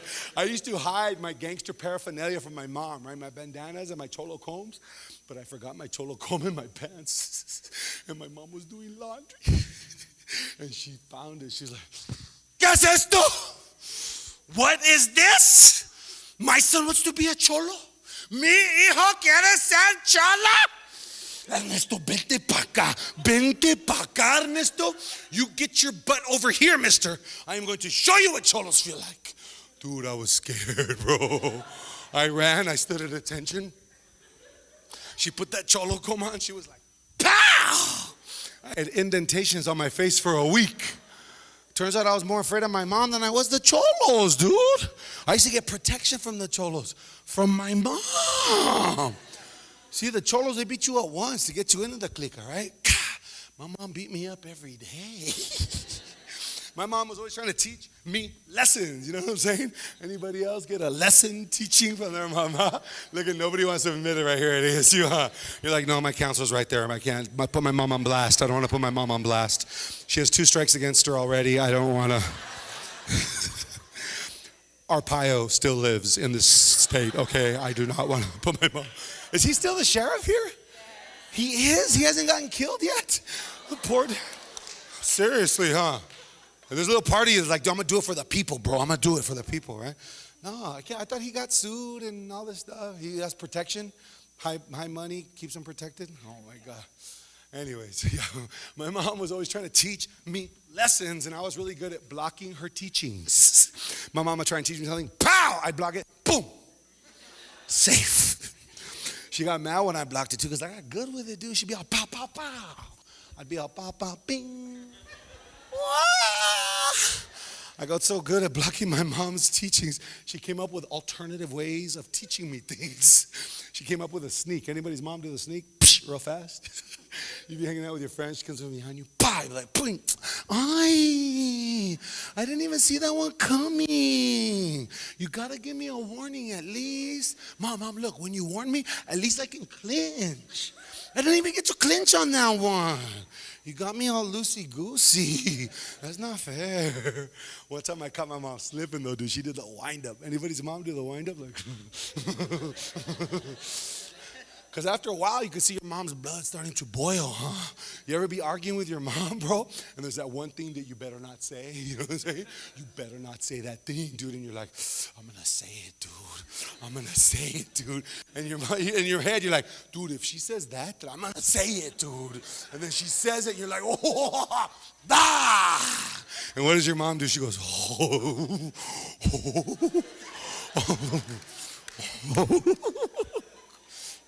and what do you be doing? You be staring at your mama going, no. I caught my mom slipping. She did the wind up and she went like that. Ah! Dude, it was like in slow motion. Ah! Pause. I had time to react. I was like, no. Boom. Pobrecita, bro. I blocked it, but pobrecita, she hurt her hand, dude. She went like that. Boom. Ah! She said, quita la mano, quita la mano. Quita la mano, baboso. You block me, you have 3 more coming, Ernesto. Block your mother and see what happens. I dare you to block your mother and see what happens, dude. Ooh, some of you are having flashbacks. I can feel it right here, bro. Like, walk away, please. Walk away. Go to that side. Please go to that side. You guys scared? You guys right here. Block your mother. And she goes, I used to have to exaggerate how much my mom was teaching me. My mom would go, boink. I'd be like, ah! I learned a lot on that one. You ever get chased by your mom or dad? No. No me muevas, baboso, no me muevas. You make your mother sweat, I swear to, ah! She gets her chancla. Choo! I love the chancla because my mom had bad aim, dude. You know? She throw the chancla and be like, psh, you missed.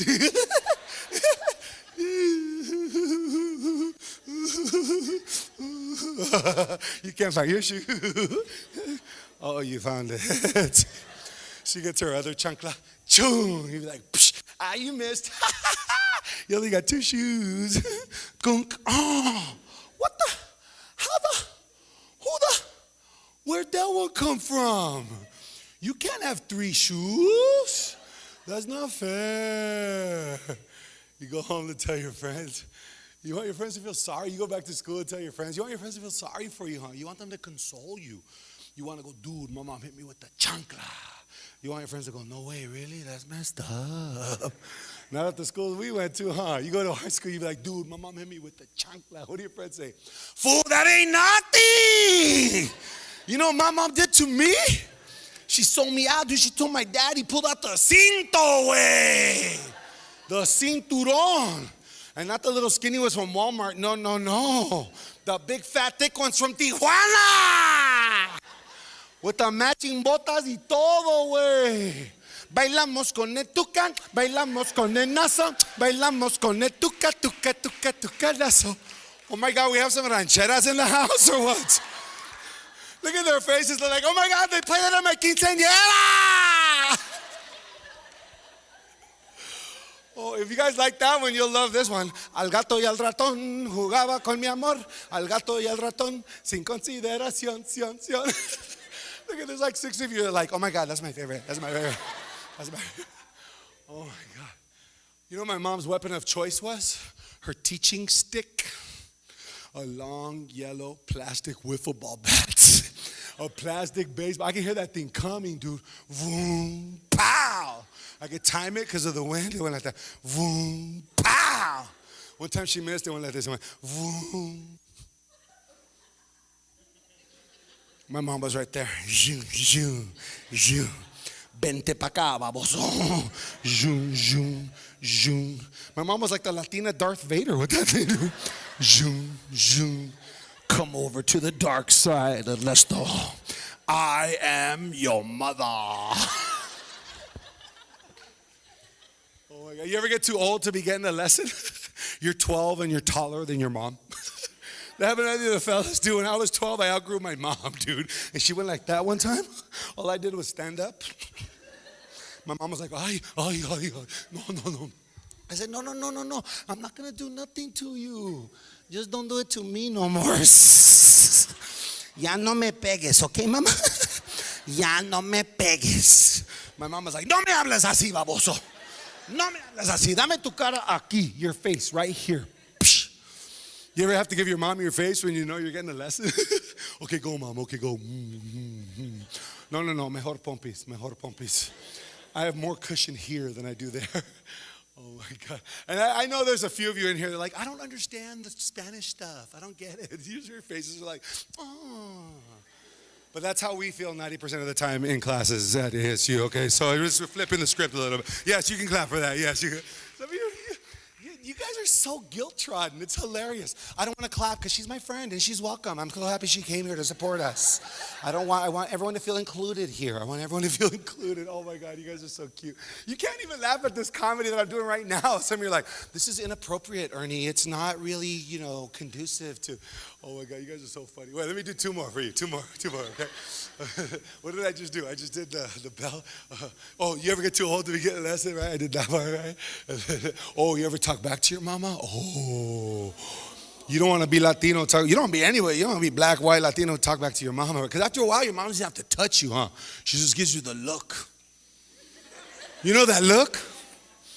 Dude, the look is worse than the touch, huh? The touch, at least you know what's coming, huh? That look, you don't know what's coming. You ever be at a party with your family like, hey, cuz, you want to see my mom get mad right now? Come here, dude. She's going to get so mad, dude, like a vein's going to pop out y todo, way. Ven. You think my mom's nice? She's not nice. Then you go do that thing, you're not supposed to do. Your mom doesn't even have to touch you, huh? She just goes.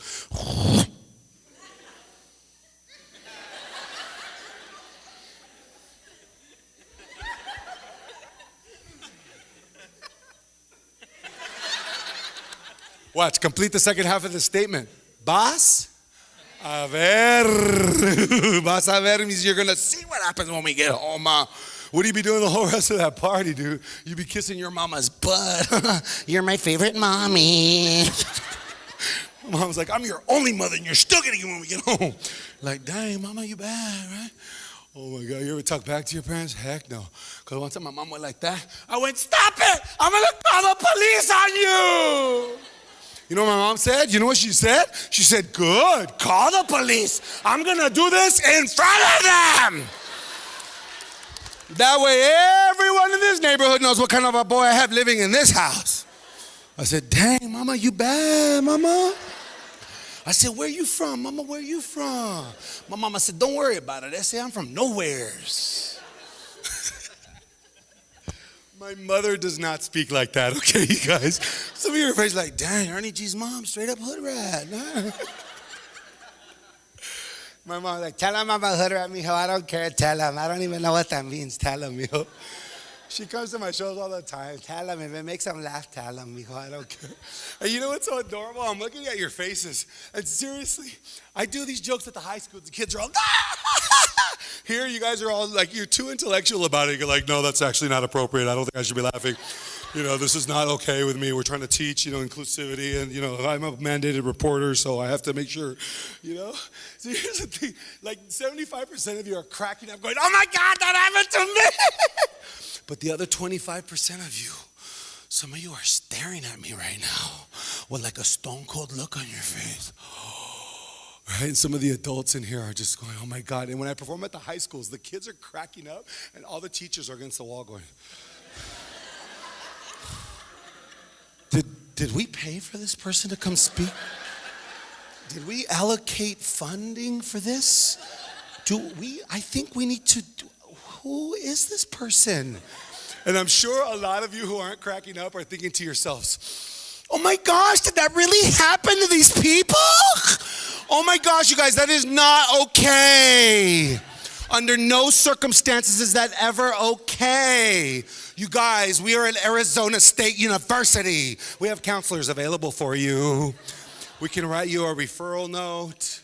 You guys do not need hits, you need hugs. All we ever got in my house was a timeout.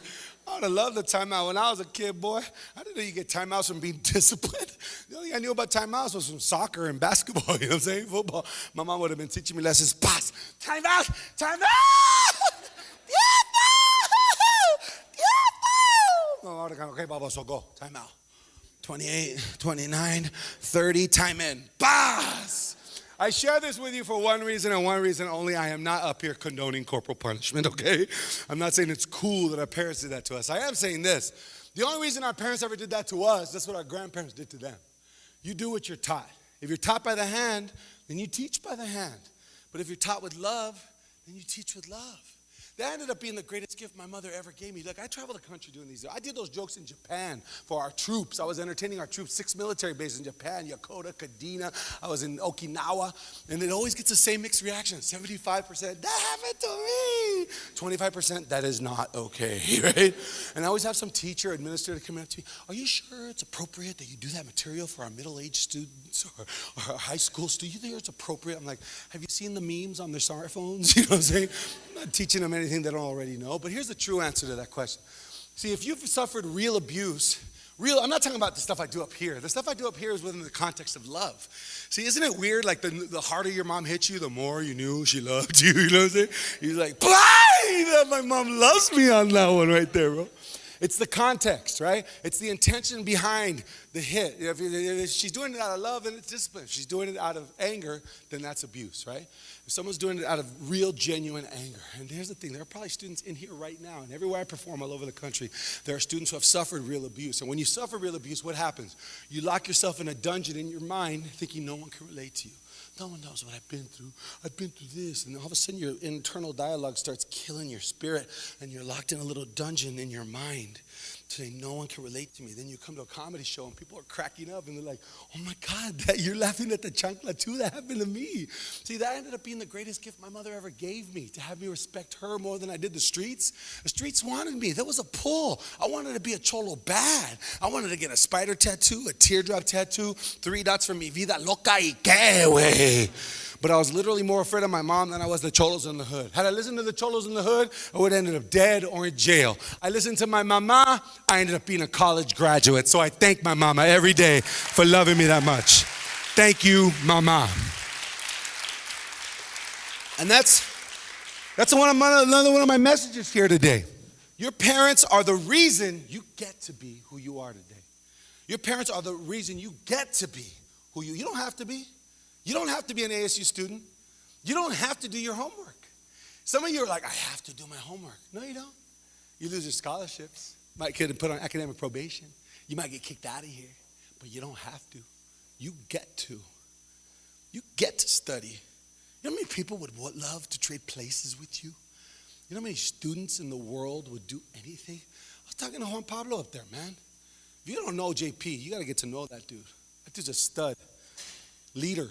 Born in Guatemala, raised in Guatemala, came out here to Oklahoma to go to school, and then he realized he wanted to come here, ASU. He wanted to give his life to this business school here, and he wanted to come here because he had friends. He had to convince his family to pay for him to come here. He said, I promise you I'll get a 4.0 if you pay for me to come here, because he's an international student. 40 G's a year for international students. And he's here now killing it, right? And why? Because of his parents. Now, I know when I said your parents are the reason you get to be here today, some of you went, you don't know my mom. You don't know my dad. My dad drinks, he smokes, he's on drugs. He has other kids from other families. My dad has a girlfriend and a wife. I know. The Latino community, I perform all over the country, and Latino men, dude, we're pendejos, bro. We don't know how to hold it down, dude. Why do you think your dad toma? You know, it's a teta. You know, they don't know how to. And sorry, if I offend anybody, it's true. Look, I don't know your stories, but I know my story. My dad had 6 kids, all from different moms. My dad is the ultimate papi chulo. And I used to hate him when I was a kid. I hated my dad. I know a lot of people in here hate your dad. You know, he wasn't around. He didn't help you grow up, or he left, or whatever. Listen, I'm just going to say this really quick. I'm not going to belabor it, but tomorrow we're going to talk about this. You must forgive your parents for everything they've ever done and everything they never did if you want to be happy in life. You must forgive your parents for everything they ever did and everything they never did if you want to be happy. Why do you think the divorce rate in this country is 50%? Because everyone's still mad at their mama. Everyone's mad at their daddy. You ever see your parents arguing and you're like, oh my God, you guys are not even listening to each other right now. You know what I'm talking about? How many of you guys take psychology and then you're like, I'm ready to do an intervention with my parents. I want my mom, sit here, dad, sit here. Dad, don't say nothing, mom, you can speak, and then dad, don't say nothing and just listen to what mom's saying, okay? Okay? Do not ever try that, okay? You are not trained to do it. You don't know what the heck you're doing, and your mom will end up punching you in the face, right? Yeah, it's just, and I have a degree in psychology. Anybody that studies psychology basically wants to figure out why their family's all screwed up, right? I want to share the world, right? I want to figure out what's wrong with us. You ever take Psych 101 or you ever take abnormal psychology? It's like schizophrenia, like this is my uncle, this is my mom, that is my cousin. Oh my God, my cousin is bipolar. He is totally bipolar, seriously. There's 12 curricula, there's 12 criteria. He needs 8 out of the 12. He's got 7.5, I'm pretty sure he's got. You must forgive your mom and dad for everything they ever did and everything they never did if you want to be happy in life. Now, I know some of you just went, no, I can't forgive. You can, but you won't. That was deep, dude. You can feel it in the room. I just knocked you in the face with some serious, like hardcore common sense, and you're like, ugh. You can forgive, but you won't. And why won't you? They don't deserve it. They don't deserve my forgiveness. But you deserve to forgive them. Why? Because when you let go of the right to resent them, you're free. If any of you right now are triggered by anything I just said, come tomorrow to our workshop. 6 p.m. Where is it, bro? 6 p.m. somewhere tomorrow. We'll figure it out. Some of you already signed up for it. And trust me, it's not going to be all about forgiveness. Some of you are like, I'm not going to go. I was going to go, but I'm not going to go now. All right? Some of you, I don't want to talk about that stuff. I promise you this. Any of you who come to my leadership workshop tomorrow, at the end of the workshop, you are going to experience a freedom that you've never experienced. You have my word on that. If you don't experience that, I'll give you your money back. All right? We didn't pay for it. Forgiveness is the key to happiness. I'd like you to consider, if any of you are struggling right now in school, I'm going to wrap up here in a few minutes. Any of you are struggling in school, I'd like you to consider that you're pissed off at your mom or your dad. If you're struggling at school, the only reason that you're struggling is because you're mad at your mom and your dad. Why? Because everyone here is brilliant. You're brilliant. Everyone in here is brilliant. You got into ASU? Was that an accident? Some of you, your freshmen, you're like, dude, I fooled them. I don't know how I got into, but I got in, dude. I had a 2.5, bro, and I got into the school, you know? I had a 2.8 cumulative in high school. I got to Loyola Marymount University, and I got paid scholarships, and I'm like, how did that happen, dude? But you're brilliant. You already have everything you need to succeed at ASU. So if you're not doing well at school, you're mad at your mom or your dad. How do I know this? How do you prove to the world that your parents screwed up? Be a screw up. You want to prove to the world that your parents messed up? Be a mess up. Some of you have little brothers and sisters, little cholita friends in your family, cousins that are dropping out of school, not doing their homework. I guarantee you they're mad at their mom and your dad. You want to forgive your parents and be free? If you forgive your parents, what happens? You become free. And all of a sudden, you love your mom and your dad. And you want to make them proud. You want to prove to the world that your parents are amazing? Get straight A's.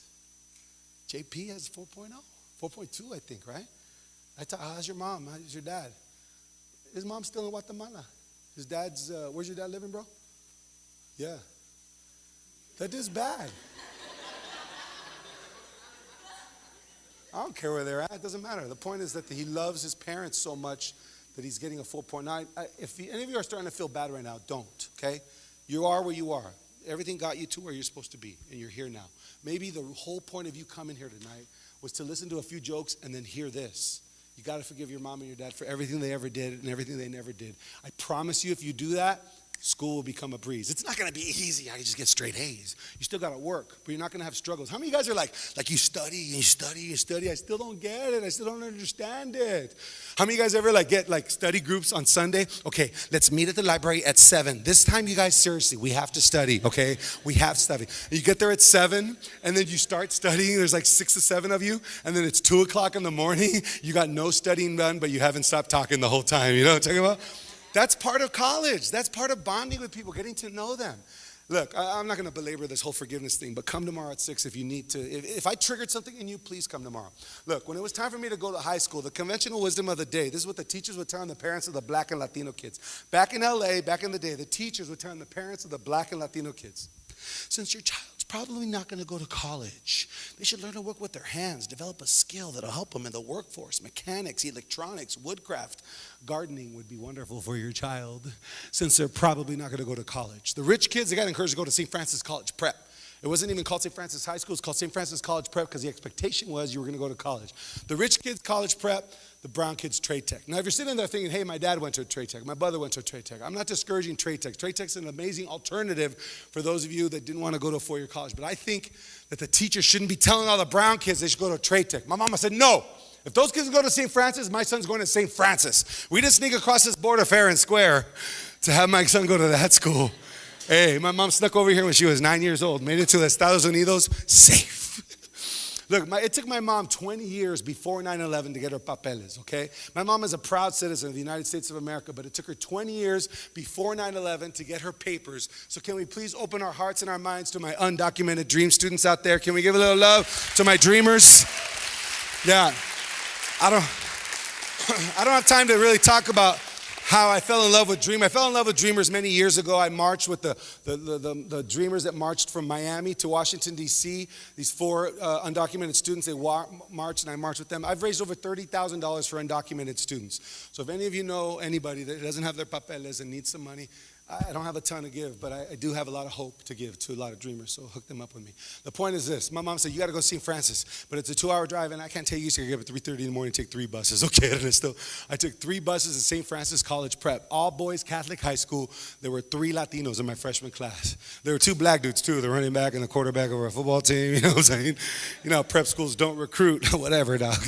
And there were 3 Latinos. Steve Gomez, my boy, cool dude. Then there was me, Ernesto Grichevsky. I love being Latino, but without this goatee, I look like a Middle Eastern used car salesman or something. Come this way, I got a very special price for you today, my friend. Very special price. My friend, come this way. Very special price, my friend.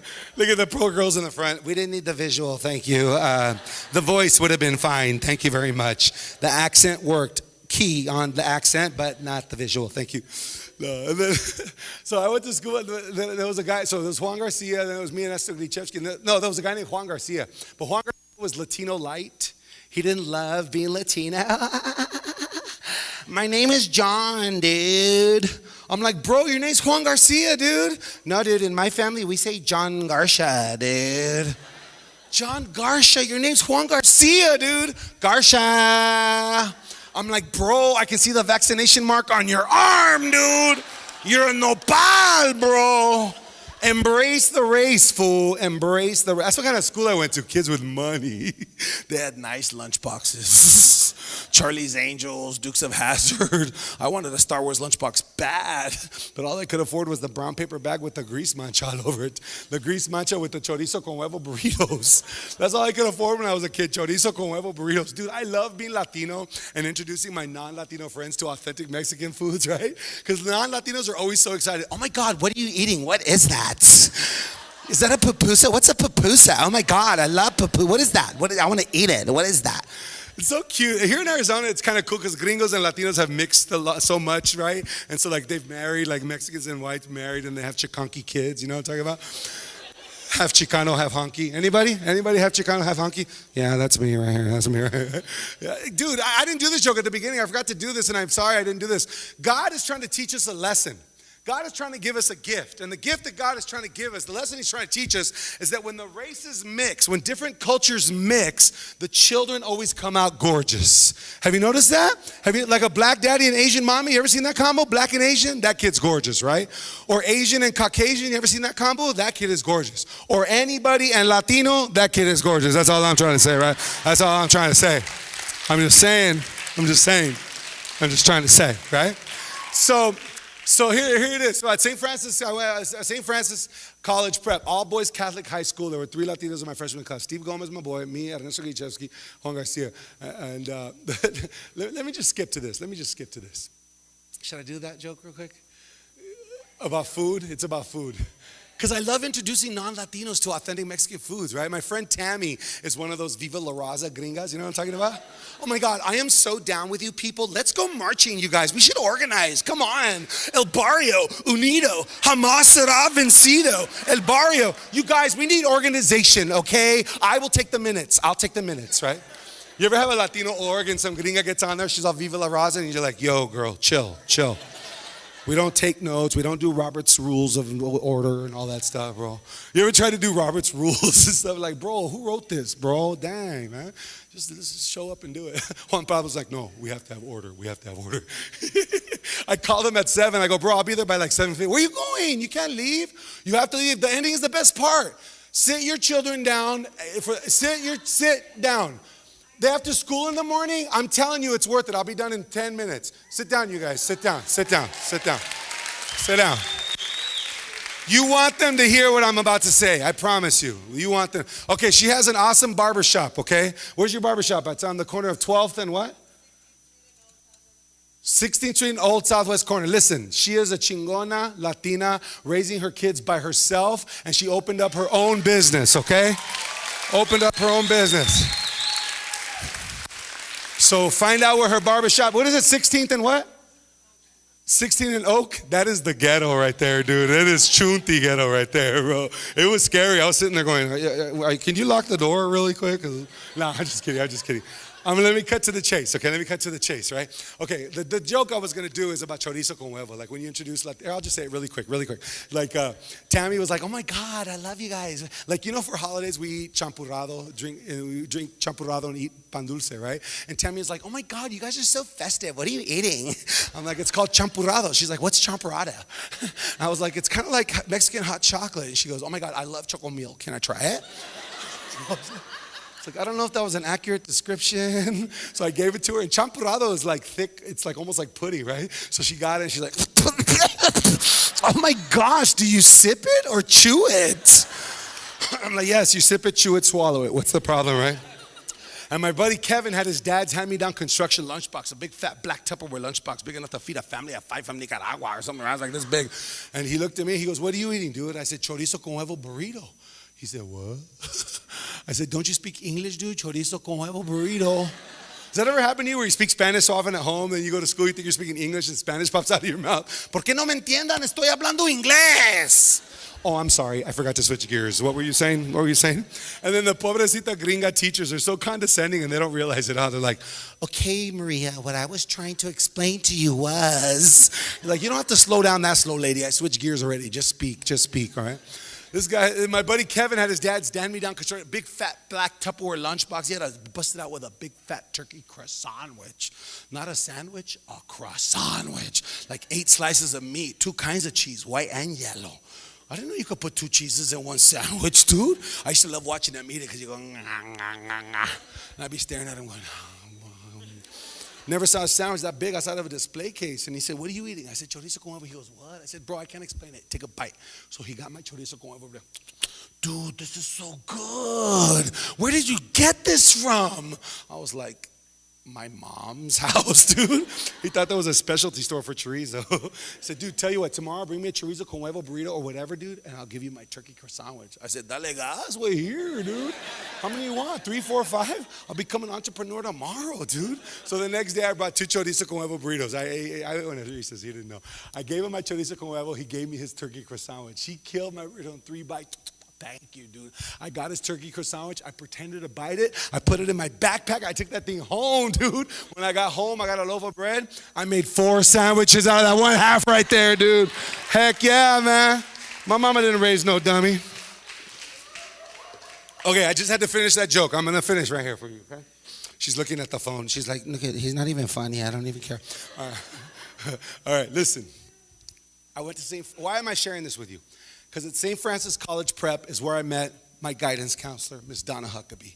Miss Donna Huckabee is that one mentor, teacher, or coach that looks at you in your heart, looks at you in your soul, and says something to you you didn't even know about yourself. How many of you have ever had a mentor, teacher, or coach say something in your face and in your heart you go like this, how do you know? You don't know me. You know that feeling? Don't talk to me uncomfortable. You don't know my life. There was Miss Huckabee. She said, you're a leader. People love you because you're funny. Where are you going to go to college? I said, I don't know. Where'd you go? You know when someone's trying to love you a little too much, they don't even know you. Hey, sweetheart, how you doing? Where are you going to go to college? I don't know. Where'd you go? She said, I went to Loyola Marymount University. It's a small Jesuit private Catholic university. I think you'll fit right in. So then I'll go there. I took the SAT once. I applied to one school. I don't recommend students do that. But because of the love of Miss Donna Huckabee, I got into Loyola Marymount and became the first person in my family ever to go to college right after high school. Thank you. Thank you. I appreciate that. I appreciate that. Why do cholos and gangsters become cholos and gangsters? Because somebody influences them to. Why do young people become college graduates? Because somebody influences them to. And for me, it was Miss Donna Huckabee. Now here's a short version of the long story. Got into Loyola Marymount and I got scared. I started meeting people. You know, there's this fear that when you go to a big school like ASU, you're going to stop being you. You have to like become someone else to fit in, right? But I tell students all the time, you don't stop being you in order to fit in. What happens is you discover more of who you already are. You meet people and you're like, oh my God, you guys dress like that? This is how we dress. Oh, you guys listen to that kind of music? This is what we listen to. Oh, you guys eat that kind of food? This is what we eat. Oh, you guys dance like that? We dance like this. Hi, right? And what happened to me is I managed our basketball team. Do we have any basketball fans out there? Any basketball fans for you? If you love basketball, you're going to love this story. If you don't love basketball, you still appreciate it. I managed the highest scoring basketball game in the history of NCAA Division I basketball back in the day. Loyola Marymount University beat U.S. International 181 to 150. Why am I sharing this story? Because our leading scorer and our leading rebounder was this guy named Hank Gathers. Hank Gathers led the country in rebounding and in scoring. Only 2 players had ever done that before him. He was the 3rd ever in history. Why am I sharing that? Because my parents had never married. I am the result of a noche divertida. My dad went salsa dancing. 9 months later, boom, Ernie G. And I used to be ashamed of that. I wouldn't say that. But then I said it on stage one time. And some cholo came up to me after the show. He goes, hey, Holmes, can I talk to you for a second, dog? I said, what did I say, dude? What did I say? He said, no, te quiero dar mucho respeto, Holmes. I can't believe you put yourself on blast like that, homie. I said, what do you mean, dog? He said, hey, my parents were never married either. And until I heard you speak today, my whole life, I thought it was a mistake. But after listening to you, I realized maybe I'm not. I said, God doesn't make mistakes, bro. Your job is to figure out why God put you on this planet and give your life over to that. He said, mucho respeto, Holmes. So now I tell people, my parents are never married, and it's a beautiful thing. I tell people I'm not a mistake, and that's a beautiful thing. So Hank Gathers, when I met him, the most powerful guy I'd ever met in my life, he was on ESPN all the time. He led the country in rebounding and scoring. I went up to him and I go, yo, Hank, my name's Ernie. I'm the manager of the basketball team. He said, hook up some towels, yo. Trying to clown me. I said, no, my name's Ernie. I'm the manager of the basketball team. I just want to say hi to you. Hook up some towels, youngin'. He grew up in the projects in South Philadelphia, South Philly. He didn't know I grew up north of East LA, Highland Park. He didn't know that. I said, hey, dog, you scratch my back, I'll scratch yours. I said, all right, then, dog, come on. Threw the ball at me. We started shagging. Bam. We became boys. To this day, I still have Hank Gathers size 13 Reebok, his number 44 practice jersey, his Loyola Marymount hoodie. Why? Because in March of 1990, the most powerful man I'd ever met in my life went up for an alley-oop dunk on national television, dunked the basketball, had a heart attack on the court, and died. The most powerful man I'd ever met in my life was gone in an instant. When bad things happen to us, we give ourselves excuses to make poor choices. When bad things happen, that's when you need to focus. Call your friends, call your fraternity brothers, call your sisters. When bad things happen, you need to reach out to la comunidad. It takes a village, right? It takes a village to be able to get through ASU. You don't seclude yourself. You reach out to friends. I had no one to teach me that. What did I do? I secluded myself. I started drinking, started partying, started hanging out, got put on academic probation. You know what that means? You got to get a 2.0 to stay in school. You get a C- now, you can work it out. You get a C- while you're on academic probation, they kick you out. I went to my biology class. I looked inside. I said, these students have no idea what it's like for me, dude. You ever been to a bio class, 100 students, 200 students? You guys have big classes like that here? Hundreds, do you walk in there? Like, I'm just a number here, dude. No one cares. I'm just a number, bro. You know what? These students have no idea what it's like for me, bro. I see them drop their phone. Let me borrow your phone. Mom, you have to buy me a new phone. You know, I'm still making payments on my phone. You know what I'm talking about? People have, cars and stuff, and you're just struggling to pay the bills, right? You're still eating top ramen con weenie, right? Right? How many of you guys have a case of top ramen from Costco? You know what I'm saying? So, here, let me cut, because I don't want to keep them out too late. Let me cut to this.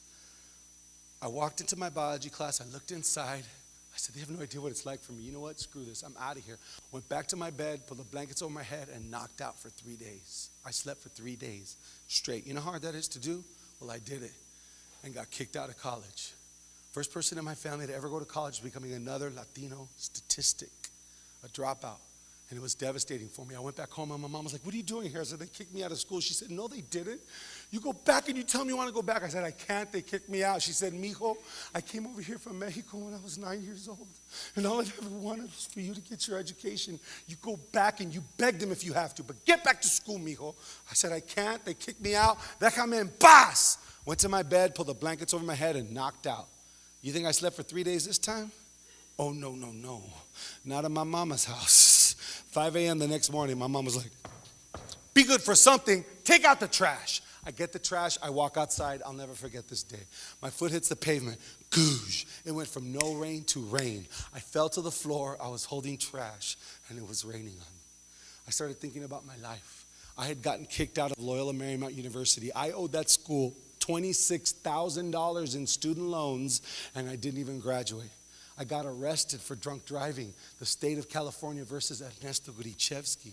My girlfriend broke up with me. I totaled my car in a car accident. I didn't have a car, didn't have a job, didn't have money, was sitting on the floor. The law was coming after me.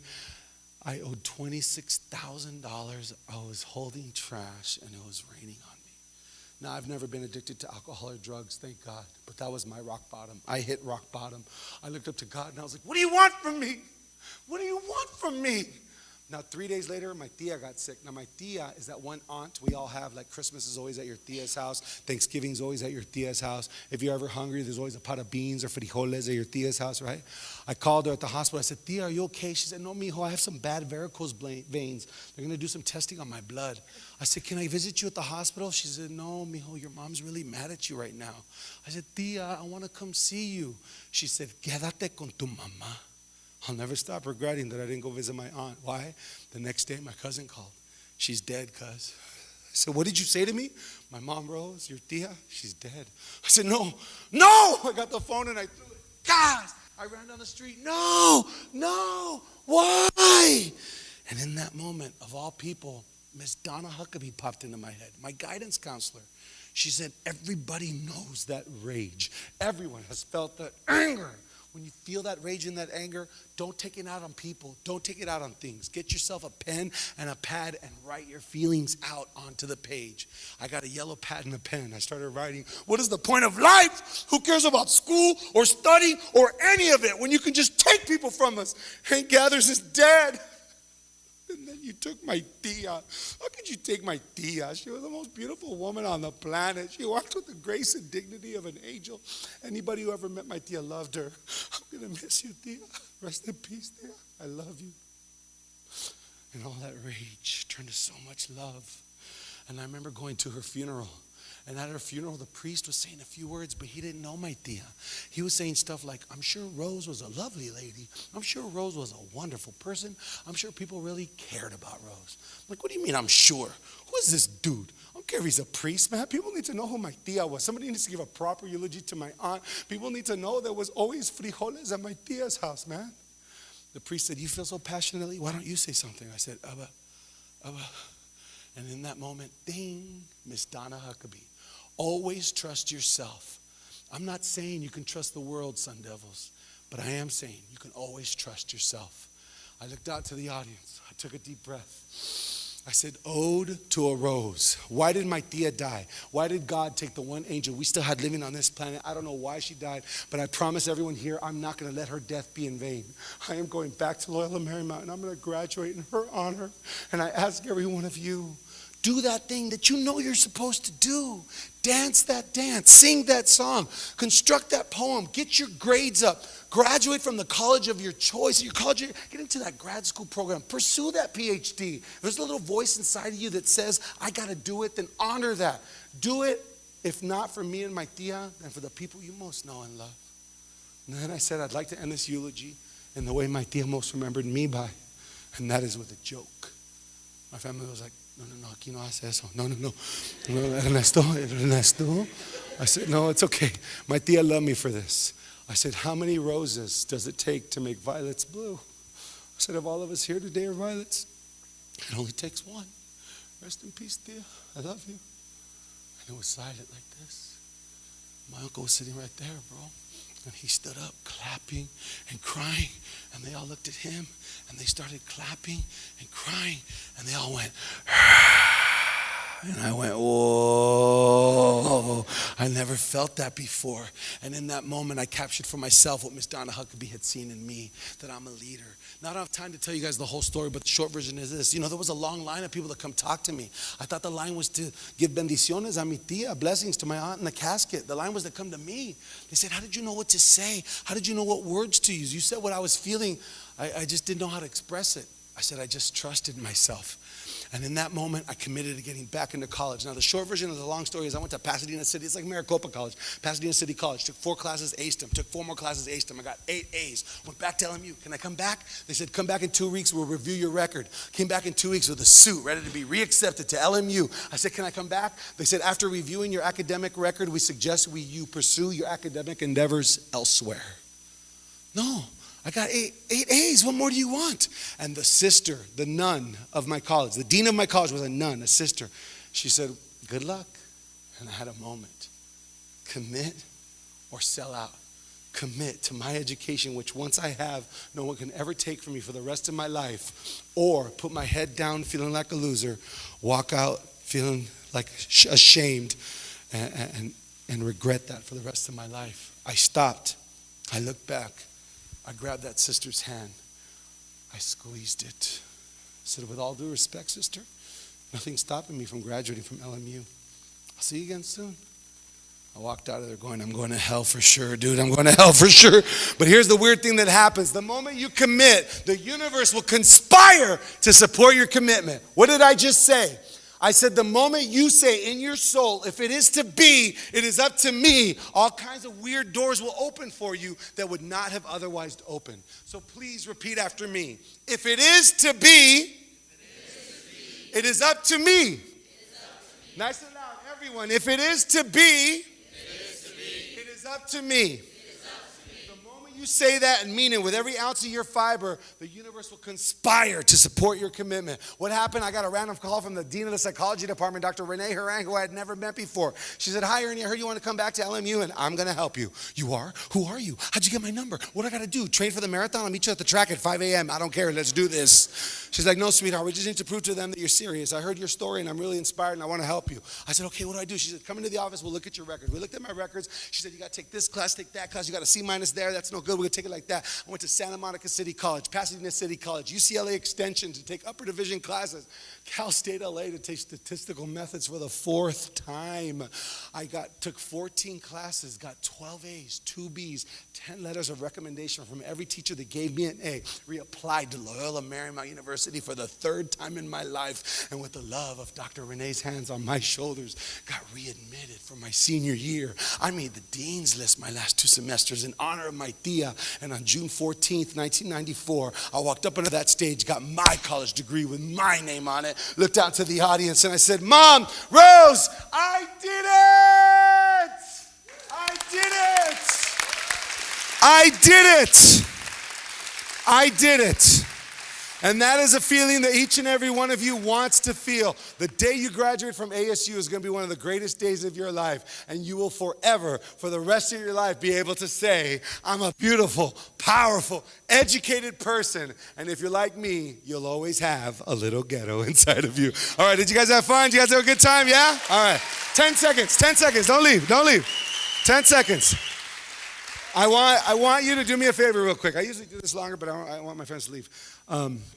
Think of your favorite 2, 3, or 4-year-old. Every one of you has someone in your family, sobrino, sobrina, brother, little sister, or a family friend who's 2, 3, or 4. Picture your favorite 2, 3, or 4-year-old running and looking at you and going, what happens when you get a smile from a child? You cannot help but smile back. I don't care what kind of mood you are in. They run, they see you, they smile, and you go, Have you ever been driving on the freeway and then you see a kid in a car seat and you're like, oh my God, I'm going to crash. If I disrupt this, I will crash. But I'd rather look at you than that. I would rather look at you. Let's have a moment. Wonderful. I saw you, you saw me, we're good. You ever do that? You ever think like, and in your mind, you're like, God's here. You know what I'm talking about? God's here. If you don't believe in God, that's on you. All due respect to atheists, all due respect. Something's running the show, and I call him God. It might be the universe, the tides, energy. I call him God. But What brings the sun up brings the moon down. There's a force, there's an energy there. All due respect, I call him God, and I thank him every day for my life, right? When you graduate, I don't care how mad you are. You just got out of jail, a little kid will make you smile. Little cholo get out of jail. What up, Holmes? What up, Holmes? What up, little homie? There's power in the smile of a child. They smile, you can't help but smile back. What is that? It's like it's a non-verbal mental agreement. You make an agreement in that moment. We are one. We're here. Nothing else exists but us right now. I see your soul. I see your humanity. You and I are one. Little precious angel. You know what I'm talking about? When you graduate from college, that's the gift you give to your family. That's the gift you give to your grandma. Your grandma's going to come to your raza grad. She's going to be caminando. Wow. Ay, mi nieta va a esta escuela. Wow. La dejaron entrar aquí. Wow. They let her into this place. Ay, wow. And your grandpa's going to be like, I could have gone to college. I was going to go, but I didn't want to. They make you study and read books. I'll just make money. And then they're going to call your name. You know, they call the gringo's name. They say, John Smith, yay. The brothers, Kareem Washington, yay. They say, Xochitl Villanueva, and 60 people with a Mexican flag.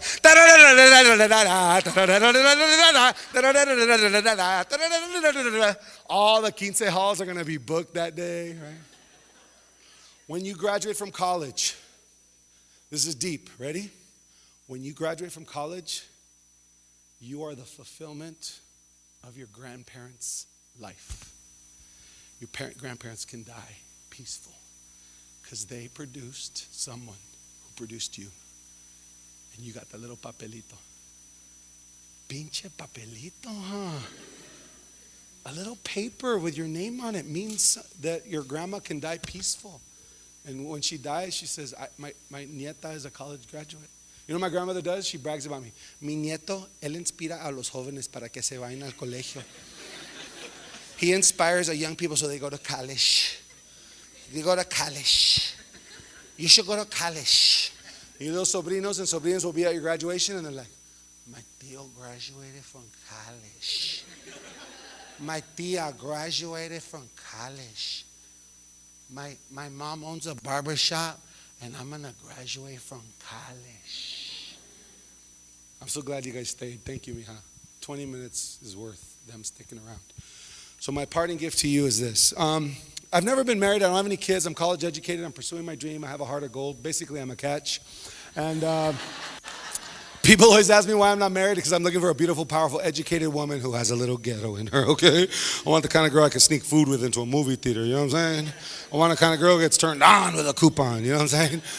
Like this year for Valentine's Day, I didn't even take out a date because Valentine's is special. You want to spend good money on a good woman, right? You're not going to spend $20 on anyone, you know what I'm saying? But look at your face, $20, no wonder you're single. This year for Valentine's Day, I didn't even take out a date. You know what I took out for Valentine's Day? I took out my mom for Valentine's Day. That's right, boy, that's right, that's right. We had a good time too. Oh, we got to go, huh?